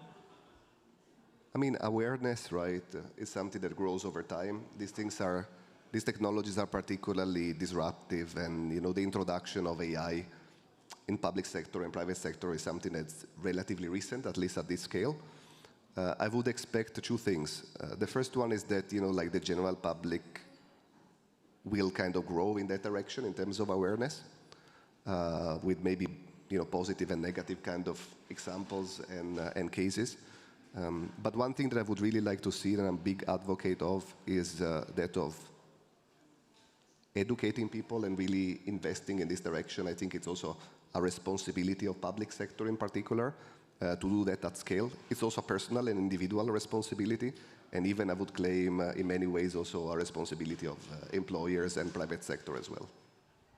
Hadas, you wanted to add something? I just wanted to build on something that Alberto was saying. The topic of trust, you know, if you look at data, according to Edelman Trust Barometer report, people who feel that they have grievances towards the system are 20 points, the trust in AI drops in 20 points that people that are feel included.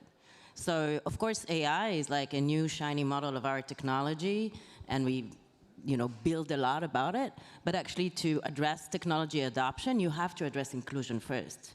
And you do that by creating infrastructure that allow participation, that invite citizens to contribute and to shape that infrastructure together, make it affordable, accessible, radically transparent.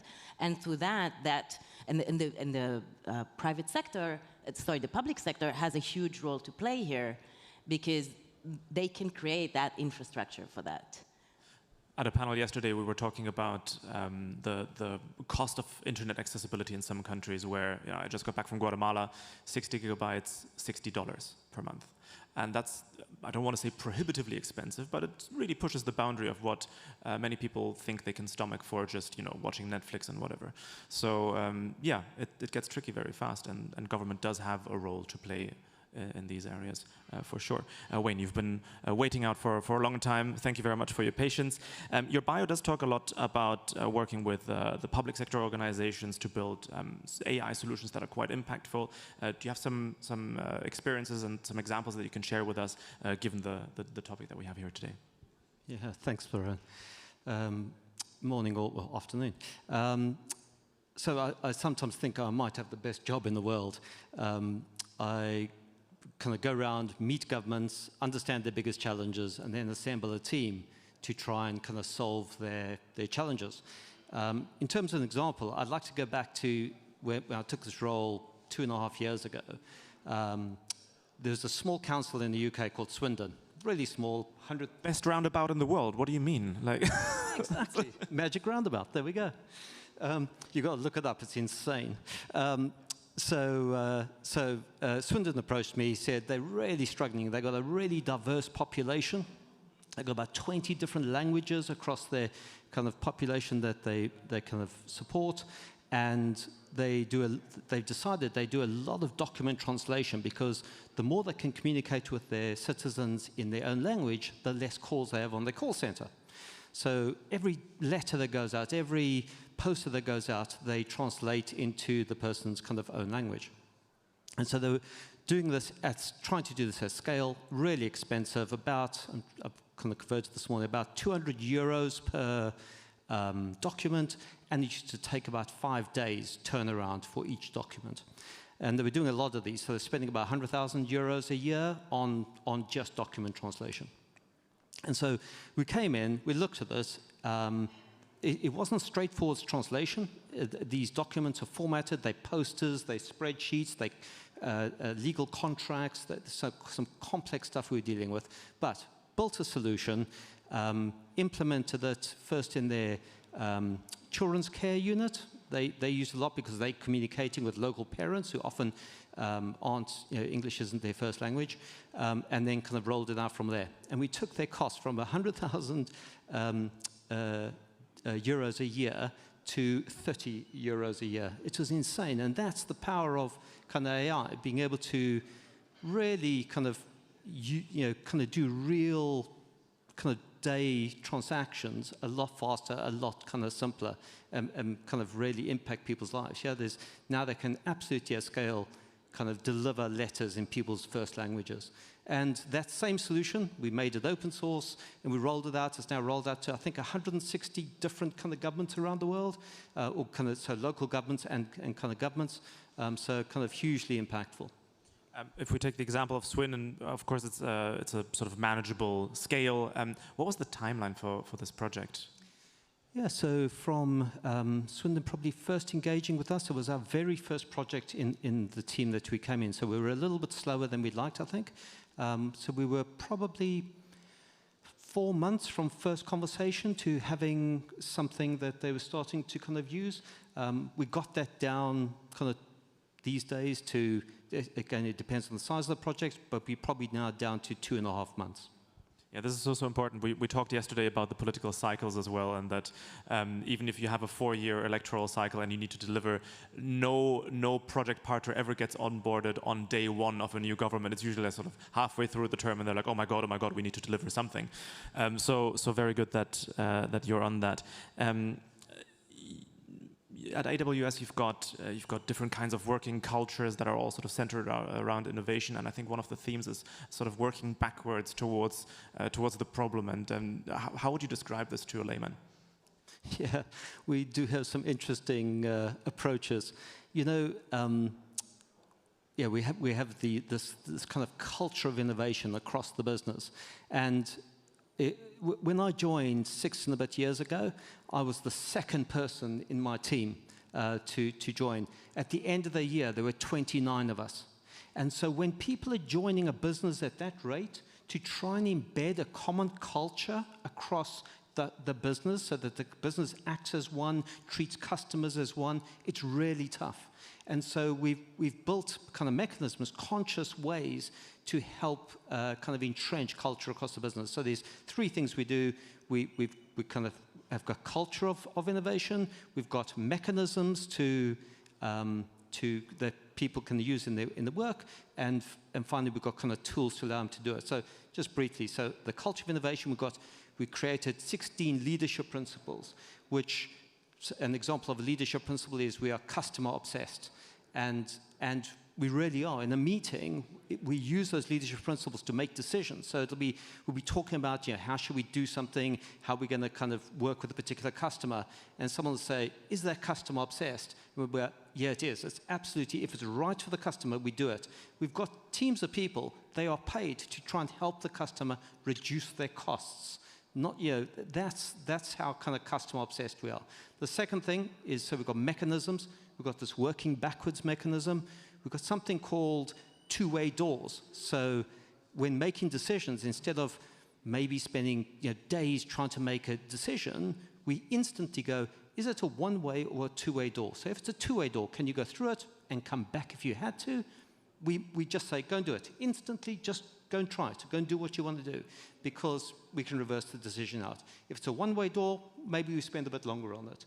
And then the last thing, we've got tools to allow our teams to be able to kind of innovate and kind of build these solutions faster. And that's AWS, so Amazon Web Services. So being able to spin up technology at the kind of drop of a hat, quickly try something, test it, it works, fantastic, scale it out, it doesn't work, kill it, move on.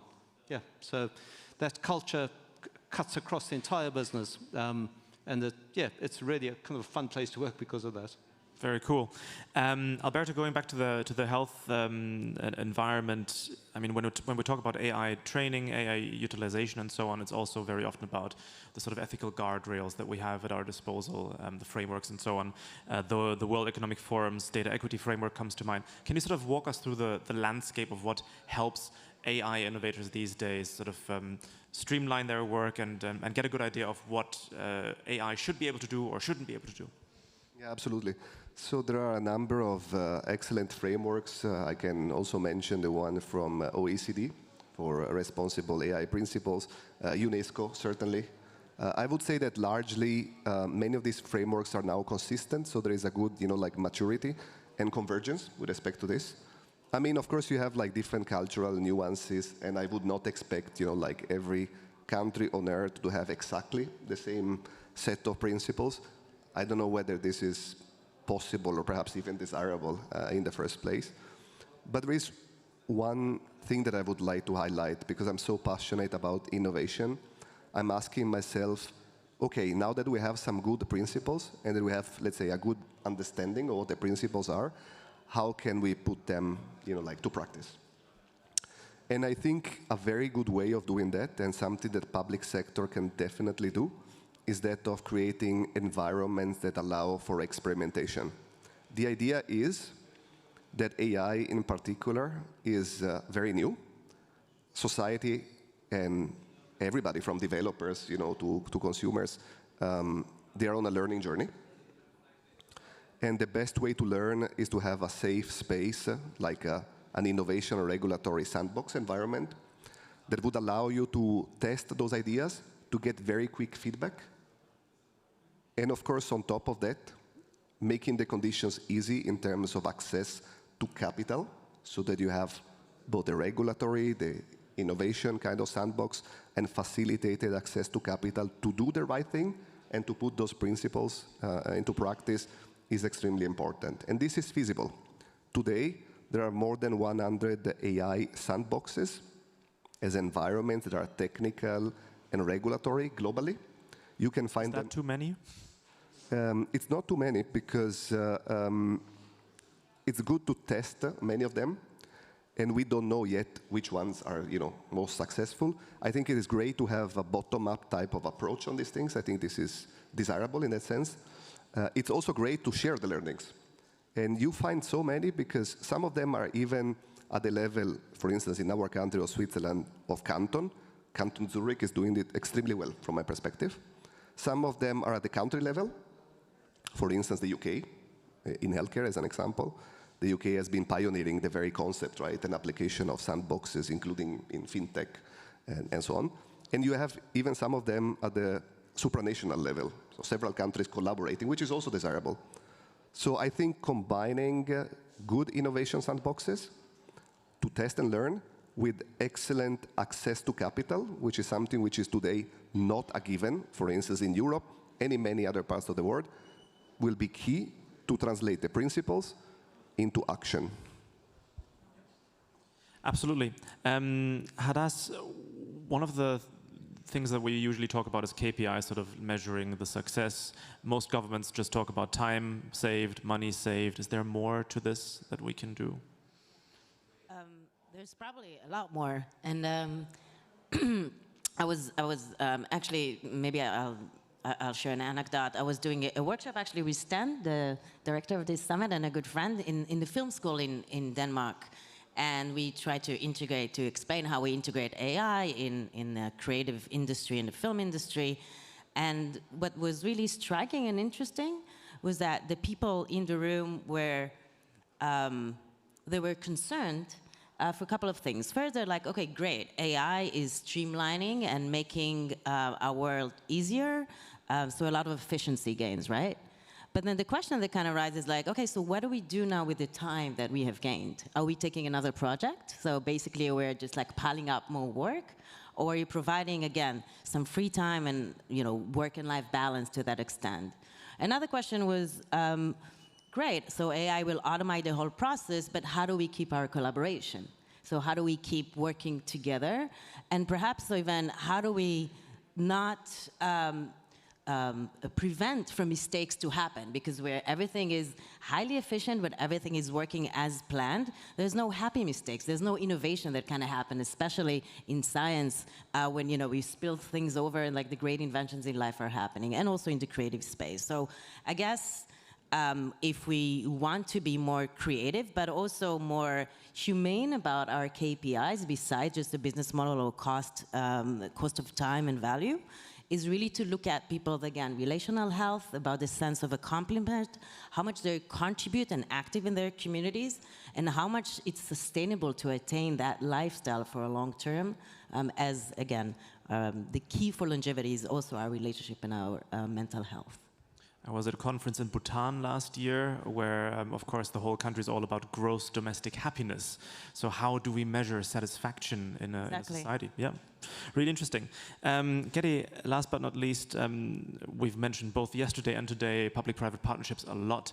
Can you give a good example of what that could look like in your world?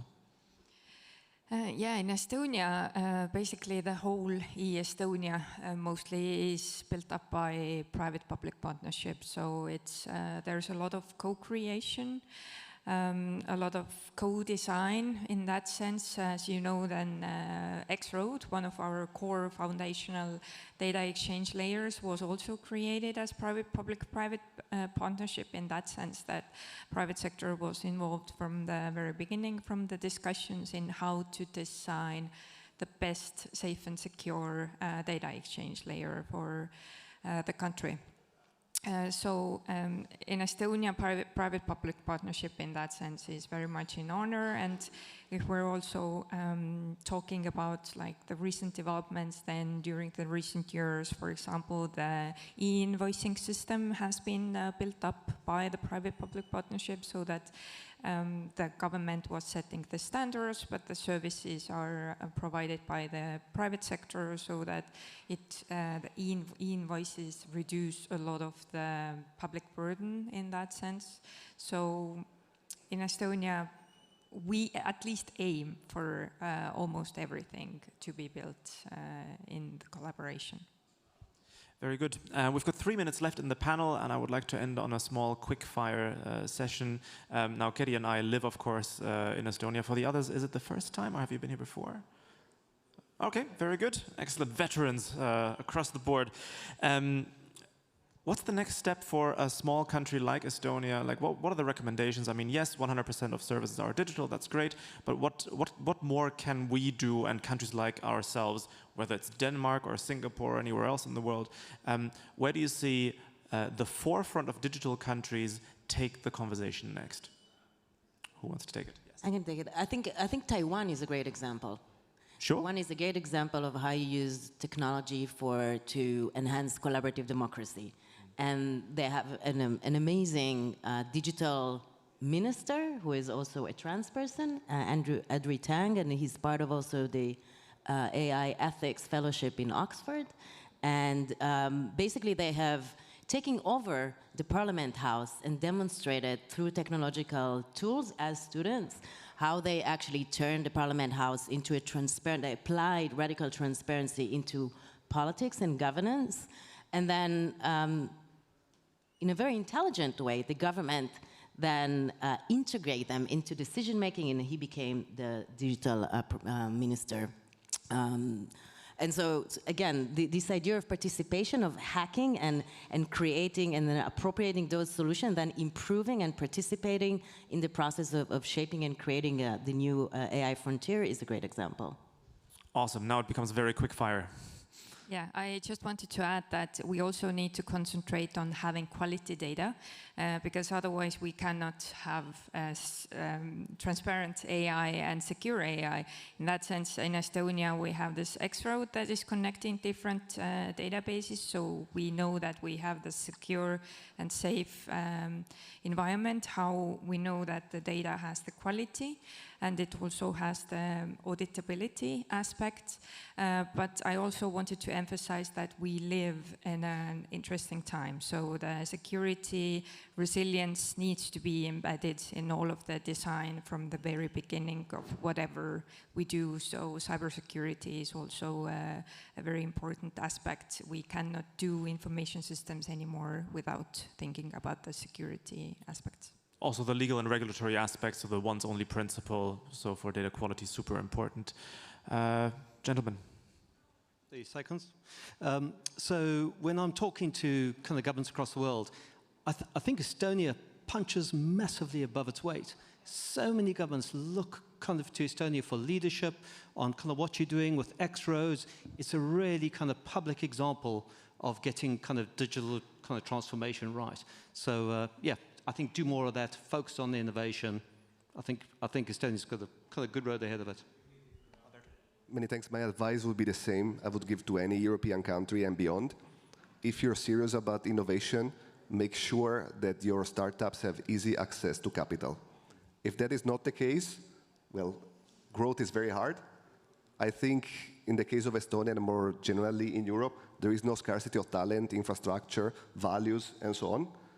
But what is missing is access to capital, at least in relative terms. This is very important. Awesome. Ladies and gentlemen of the audience, please join me in thanking our wonderful panel for this discussion. Please put your hands together. Thank you so much.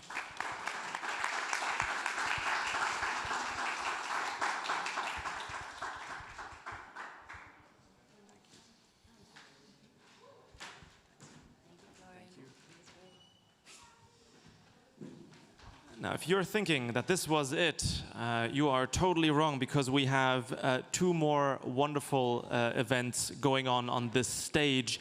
The next one will be a presentation by Manuel Pauli Maximo Schiappa-Pietra, that's a lot of names, about open by design, efficient in practice, why a PFM backbone is essential for AI-ready governments. He's the president and CEO of Free Balance. Please welcome him to the stage. Thank you very much.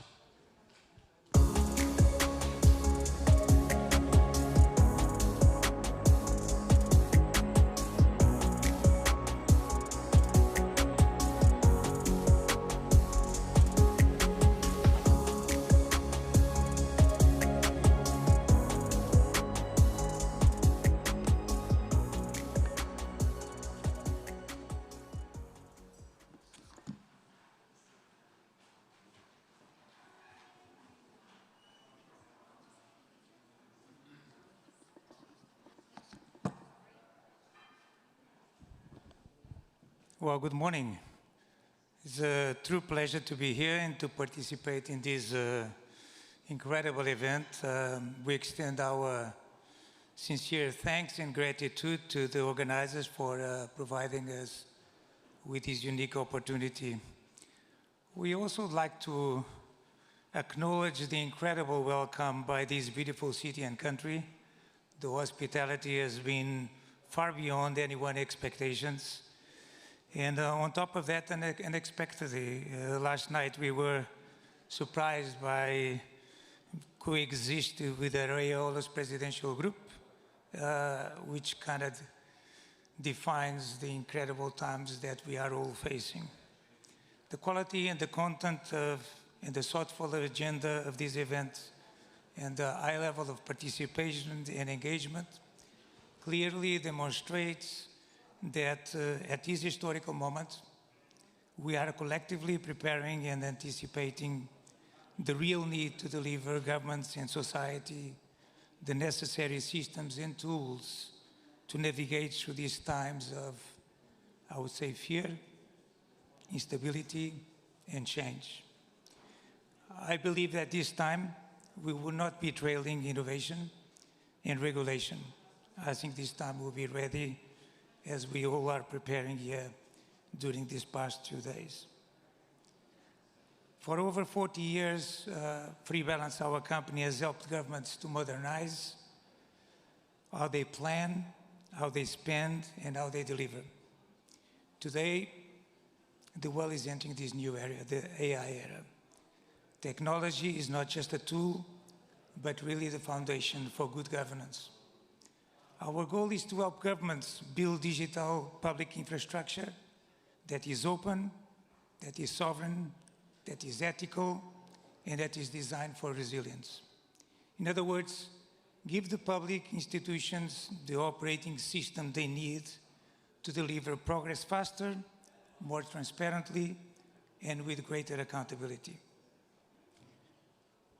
We have identified 5 different strategic priorities that define the success of AI in this new driven world. These are not abstract ideas. They come directly from decades of work in our company with the Ministries of Finance, Planning, and Service Delivery in more than 32 countries. So let's look briefly at each one of these important criteria. When we talk about democratizing AI, inclusive AI, we're really talking about digital public infrastructure that opens participation to everyone.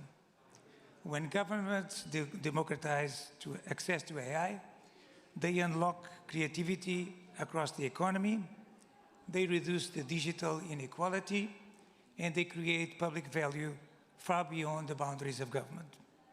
This is how countries turn AI from a specialized government instrument into a shared national asset, open by design and accessible to all. Making governments AI native, that's the second priority. Governments are now realizing that AI cannot be bolted on, it has to be built in. Becoming AI native means embedding intelligence directly into the way the institutions plan, the way they budget, and the way they deliver. It's about real-time decision-making, predictive analysis, and systems that learn and adapt alongside public policy. With embedded assistance, predictive models, and real-time citizen feedback, governments evolve from administrators of budgets to stewards of outcomes and public trust. That's what AI native government looks like, a living system that continuously aligns policy, spending, and performance. Some of these examples I give you, they're real-life examples today. We have helped, for example, the government of Philippines, where the Department of Budget and Management is laying the foundation for AI-enabled forecasting and performance monitoring, becoming the biggest budgeting execution department in the cloud in the world. To lead on AI, we have to ensure that governments use ethics. AI offers extraordinary potential, but only if it is grounded in trust. We help governments operationalize AI ethics, moving from principles to practice through transparency, explainability, and accountability. Bias detection, algorithmic transparency, and clear governance toolkits turn values into enforceable safeguards. Governments that lead on ethical AI, they don't just protect citizens. They position themselves as a credible global voices in responsible innovation. And in the world defined by trust, that is certainly a strategic advantage. So how do we unlock this sovereign data dividend? Public data is one of the most valuable national assets, but only if it's treated as such. Our company enables governments to build sovereign data environments that unlock value while preserving trust and control. When data is managed ethically and shared securely across institutions, it fuels evidence-based policymaking and private sector innovation alike. The result is a true sovereign data dividend, where citizens benefit from transparency, businesses benefit from open access, and government retains ownership of its digital destiny. In Costa Rica, we help the government centralize public finance data, giving decision makers real-time visibility, enabling open government, and paving the way for AI-powerful insights. Resilience is about reacting to crisis. It's not about reacting to crisis, it's about to anticipate it. AI, climate technology, and blockchain are now extending that resilience. From climate risk budgeting and emissions tracking to smart contracts and ESG dashboards. These technologies enable governments to allocate resources strategically, monitor infrastructure in real time, and measure shocks with agility. Resilience is about confidence. To govern through uncertainty, deliver sustainability, and keep serving citizens no matter what comes next. during the Africa Ebola crisis in Liberia and Sierra Leone, our systems maintained fiscal control when mattered most, proving that resilient digital infrastructure can preserve governance even under pressure. Around the world, we have seen the results. From Canada to Costa Rica and the Philippines, governments are proving that when digital infrastructure is designed for inclusion and transparency, innovation follows naturally. These aren't pilot projects. They're working systems supporting governance today in more than 32 different countries. Each example shows how AI data and trust come together to deliver real outcomes. The next wave of public sector transformation is about more than technology. It's about trust, accountability, and adaptability. Our mission is to equip governments with the infrastructure to lead responsibility in the AI era, to govern with insight, to govern with integrity, and to govern with inclusion. Together, we can build digital public infrastructures that delivers not just efficiency, but progress for every citizen and for every nation. Thank you very much.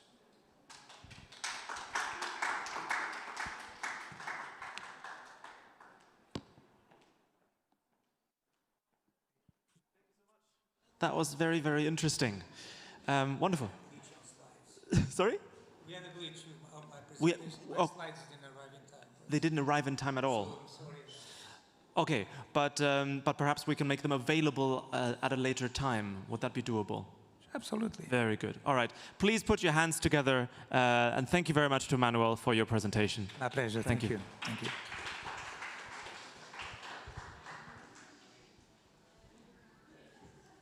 Thank you.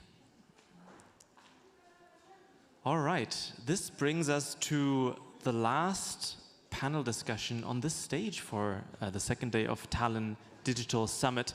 And we want to wrap it up with a very nice classic. We've talked about knowing your customer earlier today in one of the presentations. And we all agree that data quality is at the very core of enabling future technologies, whether it's AI or citizen-centric automation as well. For this, we have the final panel discussion on the topic of why governments must lead the change for resilient digital identity. Again, the keyword resilient, as we've already talked about earlier today and yesterday as well. With me on stage will be Raul Caidro, the CEO of Raul Walter, and Thomas Wagner, who is the digital-ready policymaking team lead for the European Commission. So please give them a very warm welcome to the stage. Welcome.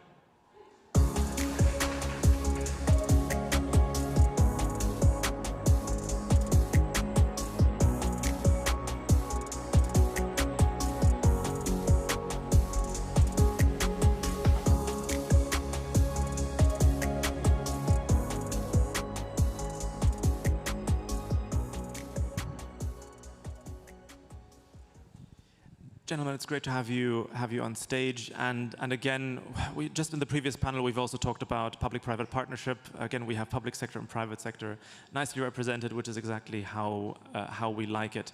Raul, maybe you want to take it away. I mean, especially coming from the private sector, the topic of the panel is why governments must lead the change for resilient digital identity. So, how exactly do you see it from your side? And maybe you can share some practical experience from different countries as well.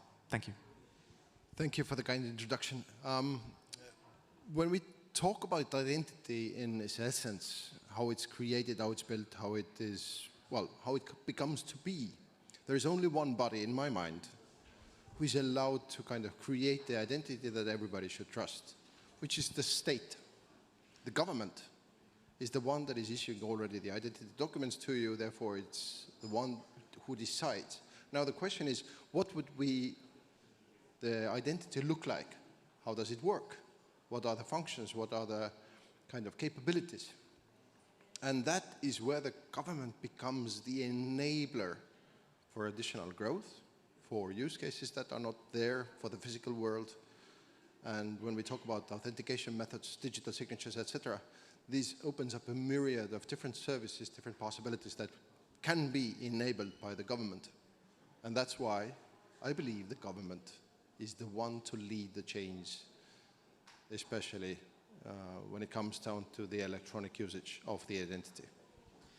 We've recently seen in the news that more and more countries are in the mid-2020s getting finally on board with the idea of digital identity. We see it in the UK, we see the developments in Switzerland as well, and elsewhere around the world. However, what we also see is that it's being very differently communicated to people what the digital identity actually means. Like, if I remember correctly, in the UK there was the context of, avoiding benefit fraud and the sort of negativity around the topic, I suppose, and not explaining to the average citizen what their benefits might be. Is this also is this more of a policy question, or is it just a societal change management and sort of communication challenge introducing a good digital identity? Absolutely, totally agree with it. The UK, with all due kind of respect, these guys... Kind of respect, yeah. they messed it up completely this time, as well as previous time as well. So what is now happening is total fear-mongering. These guys have been so scared about the identity-related topics, etc. Having the identity is actually the key. As a government, you are able to provide the service to your citizen, but you have to know who that person is before you can do anything with it. And that kind of a misconception that this is actually for control, that is very badly presented in the case of UK. I also like the equivalent of, there is a guy called Jeremy Clarkson. Who's that? Just a journalist. But he had the saying that without control, the power is meaningless. I kind of like that. And the context of ID, it's all the same. If you put it in the context of identity, it means that you give the government some functions, some ideas, some powers, but you also have to be able to control it. Even though the Estonian government, for example, has quite a lot of information. Now the question is, how is this information being used? Who has the access to it, and what are the benefits for me? After all, who does the data belong to? Does the government own the data, or the subject itself? In case of Estonia, the data is mine. There is also a data tracker, so I can see who has accessed my data, and therefore I can be rather confident that this has not been sold to a big American company, for example. Yeah, very true. Thomas, maybe you can tell us more about your work at the European Commission and how it folds into the area of digital identity as well. Perfect. Thank you for the floor, Florian, and thanks for having me. Maybe to start with making a statement about digital identities. It should not be seen as a technology, and it should not be seen as just yet another service within the broader ecosystem. But the digital identity needs to be seen as an ecosystem of its own. Of course, building on the technology, because that's the crucial enabler. Perhaps with a lot of organizational measures on top of it, which ensure that the identity is also resilient. But if we go up, we definitely need to focus on the legislative layer as well. Digital identities need to be used somehow by the other services that the state provides. That's the fundamental thing, right? And these digital public services at a national state level usually come with certain legislative mandate. Someone needs to make that service available, someone needs to maintain it, someone needs to monitor the use of the service. And I believe that it is crucially important to make sure that digital identity and the various instruments these digital identities brings nowadays are really made inherent to the fabric of legislation and of policymaking. Now, with this claim that legislation is so important for making a good use of digital identities, let me tell you finally about what I do at the Commission and digital-ready policymaking. What it is, we have been facing a fundamental issue, and it was a huge gap between the policy design stage and the policy implementation. In simple terms, digital implications of laws, when these are not considered already at the design stage, become a firefighting exercise at the end when someone finally has to implement it. The worst case is when someone says, okay, by January 2020 something, there should be a register of documents. But what does it mean, register? What does it mean, documents? What data sets do you process? So all these elements need to be brought into the policy design process. And what we implemented at the Commission in January is a framework that, okay, let's call it an organizational change, because we have fully plugged it into the complicated Commission's legislative workflow. It has 3 relatively simple steps. First is checking whether some proposals or intended proposals already at the planning stage, whether these are digitally relevant, whether they can rely on data, systems, digital public services. And if so, we make sure that we give the policy teams in charge, be it agriculture, transport, whatever, that we give them a proper guidance on how to elaborate on these digital aspects, how to properly describe the data flows to the extent it is possible at the policy design stage, how to describe IT systems needed for the implementation. And here comes the digital identity into play, because we are specifically trying to spot those policy proposals that could benefit from use of European digital identities, notably the EUDI wallet and its instruments like electronic attestation of attributes, and set the right tone within the policy proposals so that this is in the end easily implementable and results in smooth delivery of digital public services. Last point. After we finish with the policy design, we need and require the policy teams to fill in something called digital statement. It's an annex to every new legislative proposal by the Commission, and you can already see it in EURLEX. It's a nice overview documentation of all digital implications of policy proposals. So this is the relationship between digital-ready policy making and digital identities, and I realize I speak too much, not very Estonian of me. All good. Just to the wonderful audience member in the back, that drop sounded quite expensive. I hope it wasn't too expensive. No, I mean, all of your points were very well made and super important, so thank you for expanding on them. Couple of things that you mentioned. First of all, I mean, EIDAS 1 was basically just sort of like, here's some ideas, like please follow them. And you don't have to do a digital ID yet if you don't feel like it, that's fine. EIDAS 2 is more, you know, here's the stuff we're going to do together. I remember that, I believe it was the German government that got into trouble in terms of data semantics because the ID card had some stuff that was not really to be expected on an ID card, namely your doctoral title.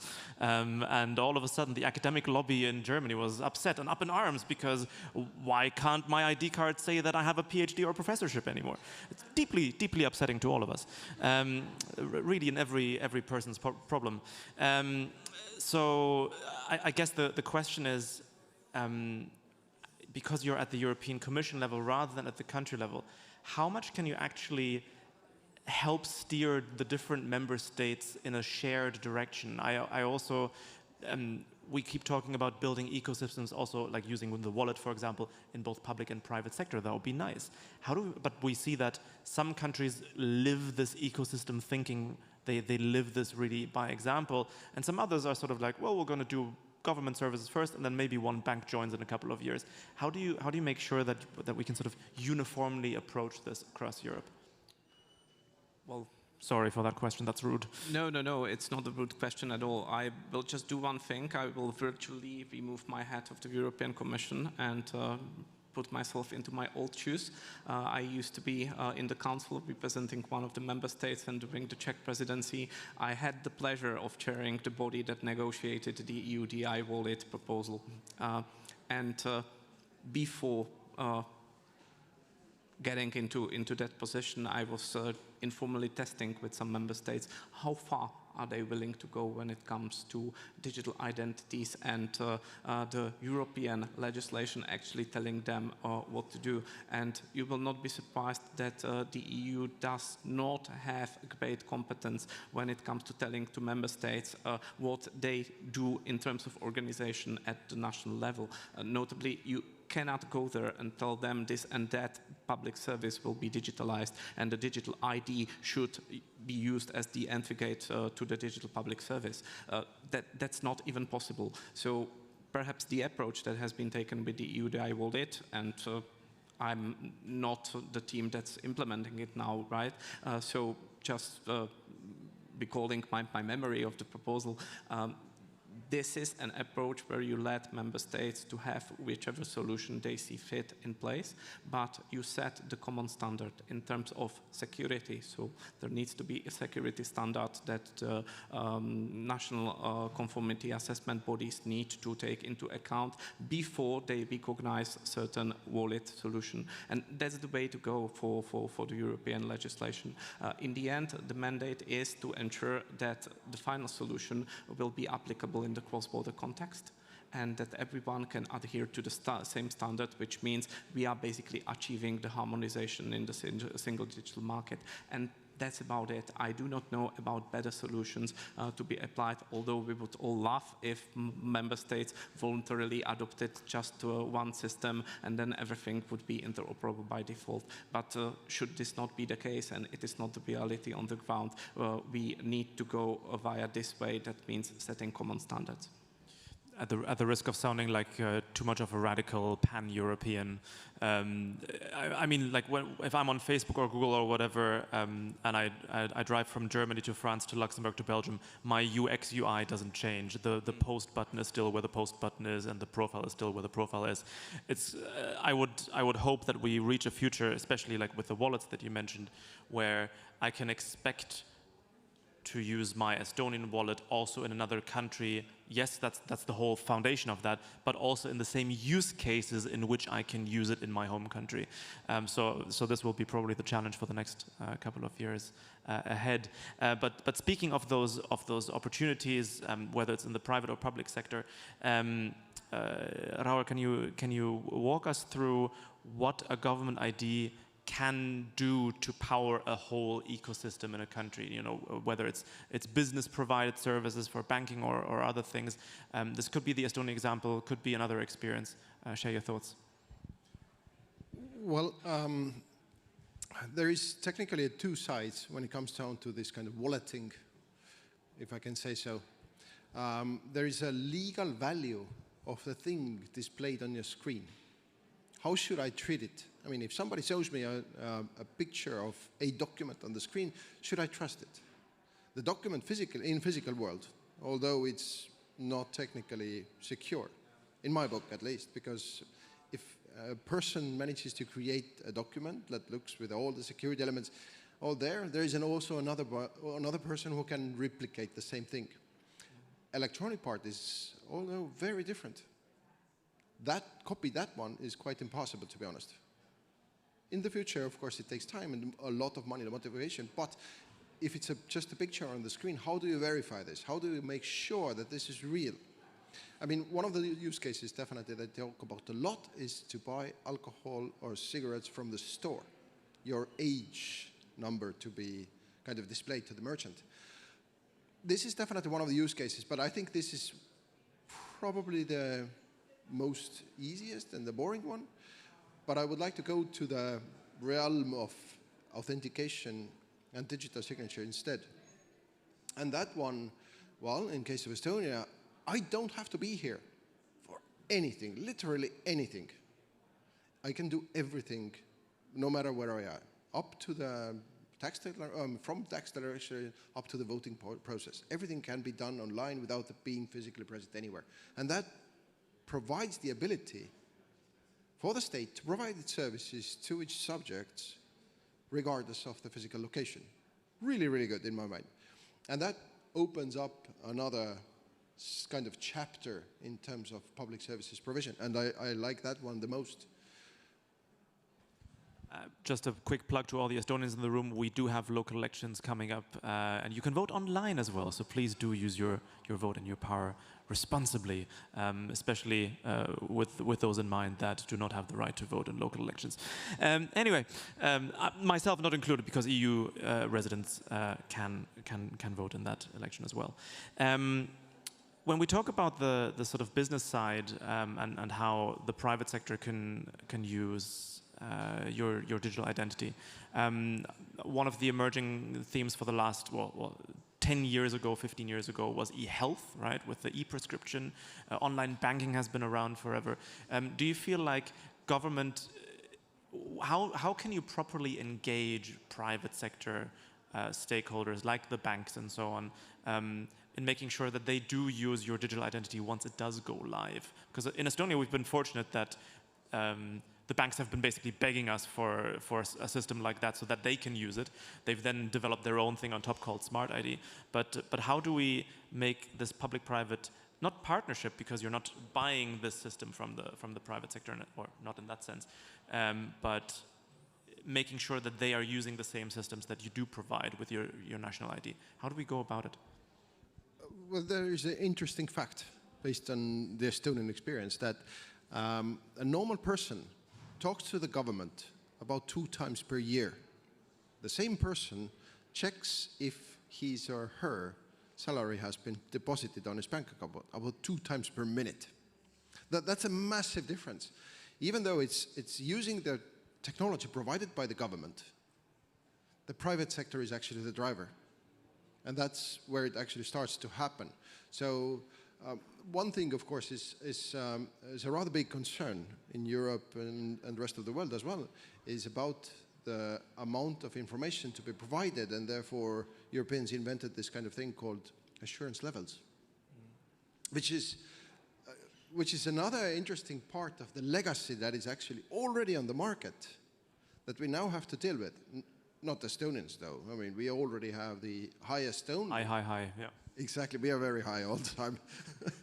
So, no elevation, but very high, yes. Yes, but technically how it works is that if you now go to a supermarket, the loyalty card is now also your ID card.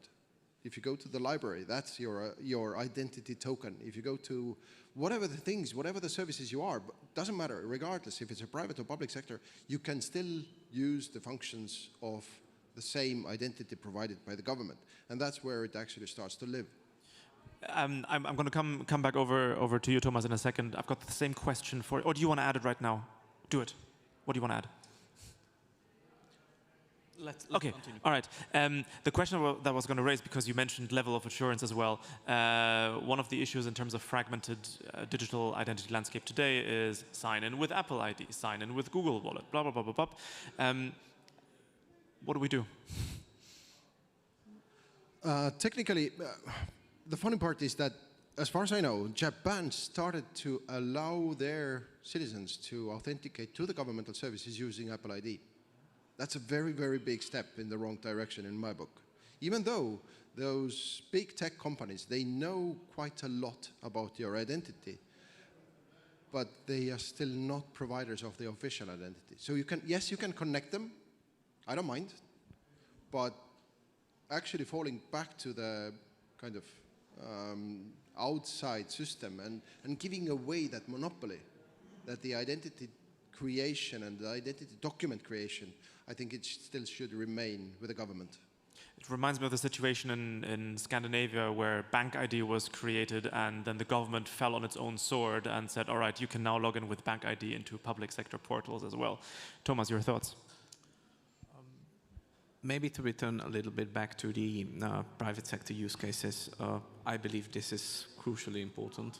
First of all, you need to incentivize these, and one of the directions the EUDI wallet went was setting a clear distinction when the wallet absolutely must be accepted, and this is done in 2 ways. The first one is that whenever the so-called strong authentication is required by law, that means LOA level high, then the wallet must be accepted as this means.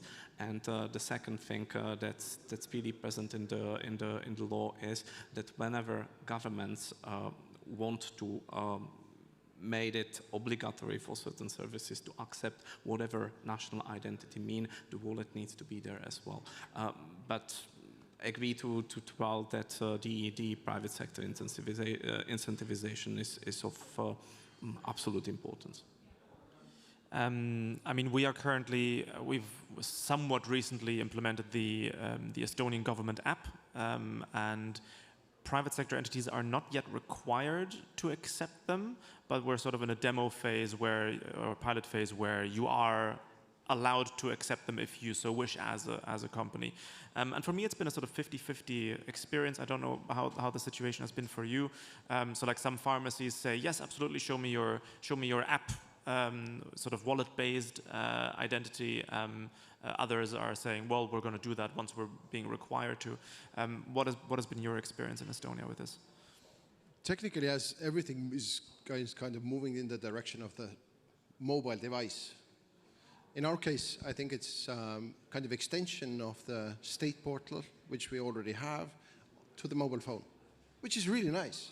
Although it does not provide you the ability to prove your identity or support your claim of identity in these use cases. I think it's kind of the midway to the wallet part. We will see. But the ideal wallet, in my book, how it looks like, is it has the document representation on the screen, and also allows you to authenticate and sign digitally, which is exactly what it's going to be, right? Well, there are more functionalities than that, at least as far as I know. Of course, this can be a container where you have the person identification data. It will let you connect to all the trust services, sign, etc., etc., etc. But what's fundamental, in my view, is the new trust service that is called the electronic attestation of attributes, and that basically means that any party that is allowed to do so can verify certain features about yourself. For instance, I don't know, your university diploma, your driving license, your eligibility to enter a library or a gym, if we take it really down to the ground. And these information should be storable within the container and presentable to the relying parties. So in my view, really, what we see as a global trend is the expansion of the digital identity realm. It's no more just person identification data, but it's an additional bunch of services and further opening of the doors for relying parties from the private sector. Can I oppose to that? No. Go for it. I will do it anyway. The main problem that I see with this one is that you build everything on one token, inside one token, technically, the wallet itself, right? You import your driver's license, you import your library card, your diploma, etc. Everything is in one. But what if we create the other way around? You have the key, just the key, to prove that this is you and get the information directly from the source. But I know that I'm a little bit too late with this one because you're already going in that direction. But the idea is that I've seen it already outside Estonia, I mean outside EU as well. They have this kind of weird regions in the world where there is no internet connection at all, some mountainous regions. And these guys are building their ID cards in a way that it contains everything about you. So if you take out the smart card, you can prove that yes, you had the prescription, yes, you were in the military, you have been through some training, whatever. This is all on card. And now it seems like EU is trying to do the same thing with the wallet. But I would like to keep it I would like to propose you to keep it as simple as possible so that only the main state-issued documents, such as, let's say, your ID and your driver's license, maybe perhaps, because this is also a state-issued document, and maybe a representative of your passport, but the rest of the stuff can remain outside. Can we do that instead? I'm going to disappoint you, Raul. No, this is not in my powers, but I will also explain why this did not happen yet. I mean, the Estonian example is brilliant. You started in the early 2000s, maybe even before you were there when this was made. And the model was really having a simple ID, as you describe it, then having a massive interoperability layer, having a legal layer that says that all the digital public services have to be interoperable and have to communicate that way. And this is the reason why within this federated architecture and fairly decentralized architecture, you don't need to store the data locally in the container in the mobile phone, but you can ask it every single time. The problem with this is that if you want to expand to the cross-border interaction and have this operational at the EU level and not within the borders of a national state, everyone would simply need to adopt the same interoperability layer. And here comes the problem, because there are existing services in member states, and these would have to be massively changed, adjusted in order to be compatible with this interoperability layer, like Xroad, for instance, right? So this is perhaps the reason why you need to build something on top of it, so that it is acceptable to those who have quite a lot of services in place. Can I add one more thing? That is creating another legacy on top of legacy, that on top of another legacy that you will have to fight in the future, is it not? Sorry, you don't have to respond to that. You can reply, of course. Like, I think it's always a good panel if the moderator just gets to shut the hell up, and people are just interrupting or proposing each other solutions or counter responses. Anything you want to add, or I've got one last question otherwise? Well, if you show anyone the way how this can be agreed by 27 member states around the table, then I guess I'm going to be voting for this, right? But I am very happy to come and talk to you and propose this and show how it's done properly. Next trip, round trip, Brussels and Strasbourg, and back and forth and back and forth. The eternal dispute between the ideal solution and what is politically agreeable by the 27 around the table, right? I mean, we've been talking about a union of two speeds in all kinds of topics, whether it's infrastructure build-up or IT.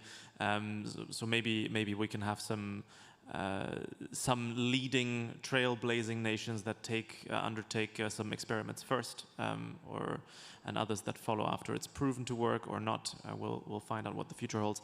Last but not least, we've got 2 minutes left.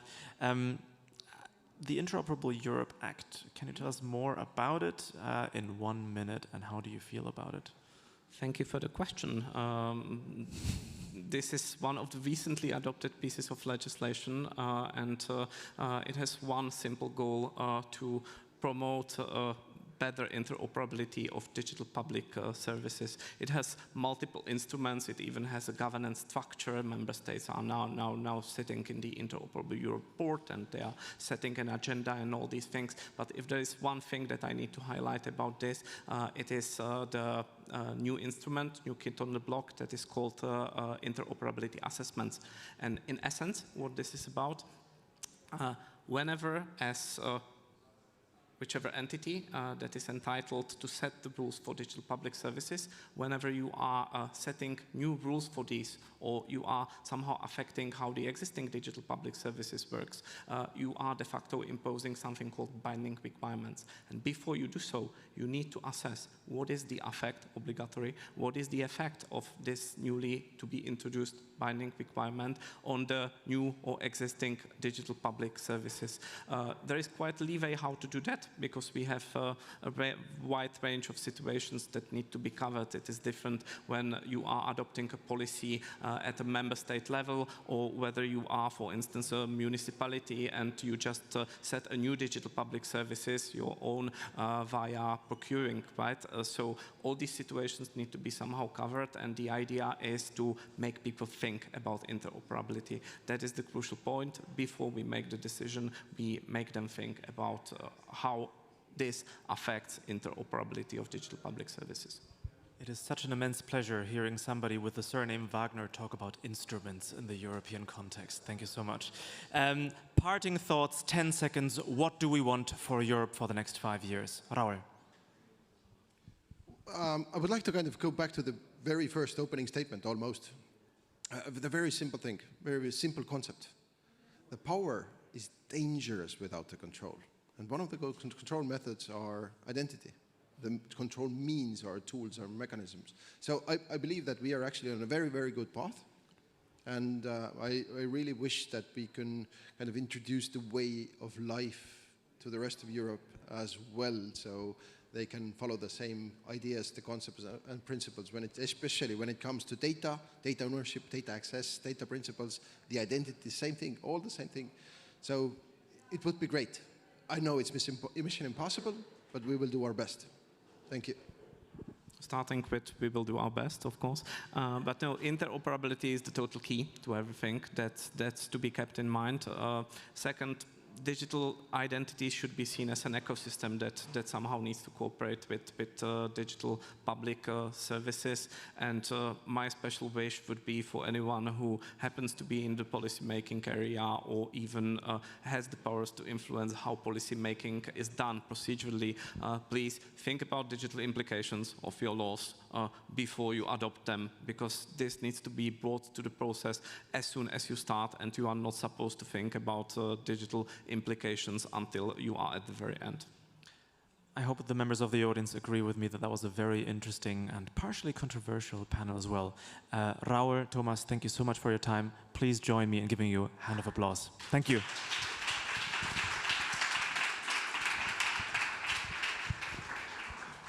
Wonderful. And this also sort of signals the end of the stage. If you, yes, I saw, thank you. If you're wondering what's up next, well, at 1:15, so in just under 15 minutes, Kaja Kallas, the High Representative for Foreign Affairs and Security Policy and Vice President of the European Commission, will be at the debate stage. So please make your way there if you are interested. And after that, the closing ceremony on the debate stage is also taking place. So thank you very much for being with us, and I'll see you at the rest of the Tallinn Digital Summit 2025. Thank you very much.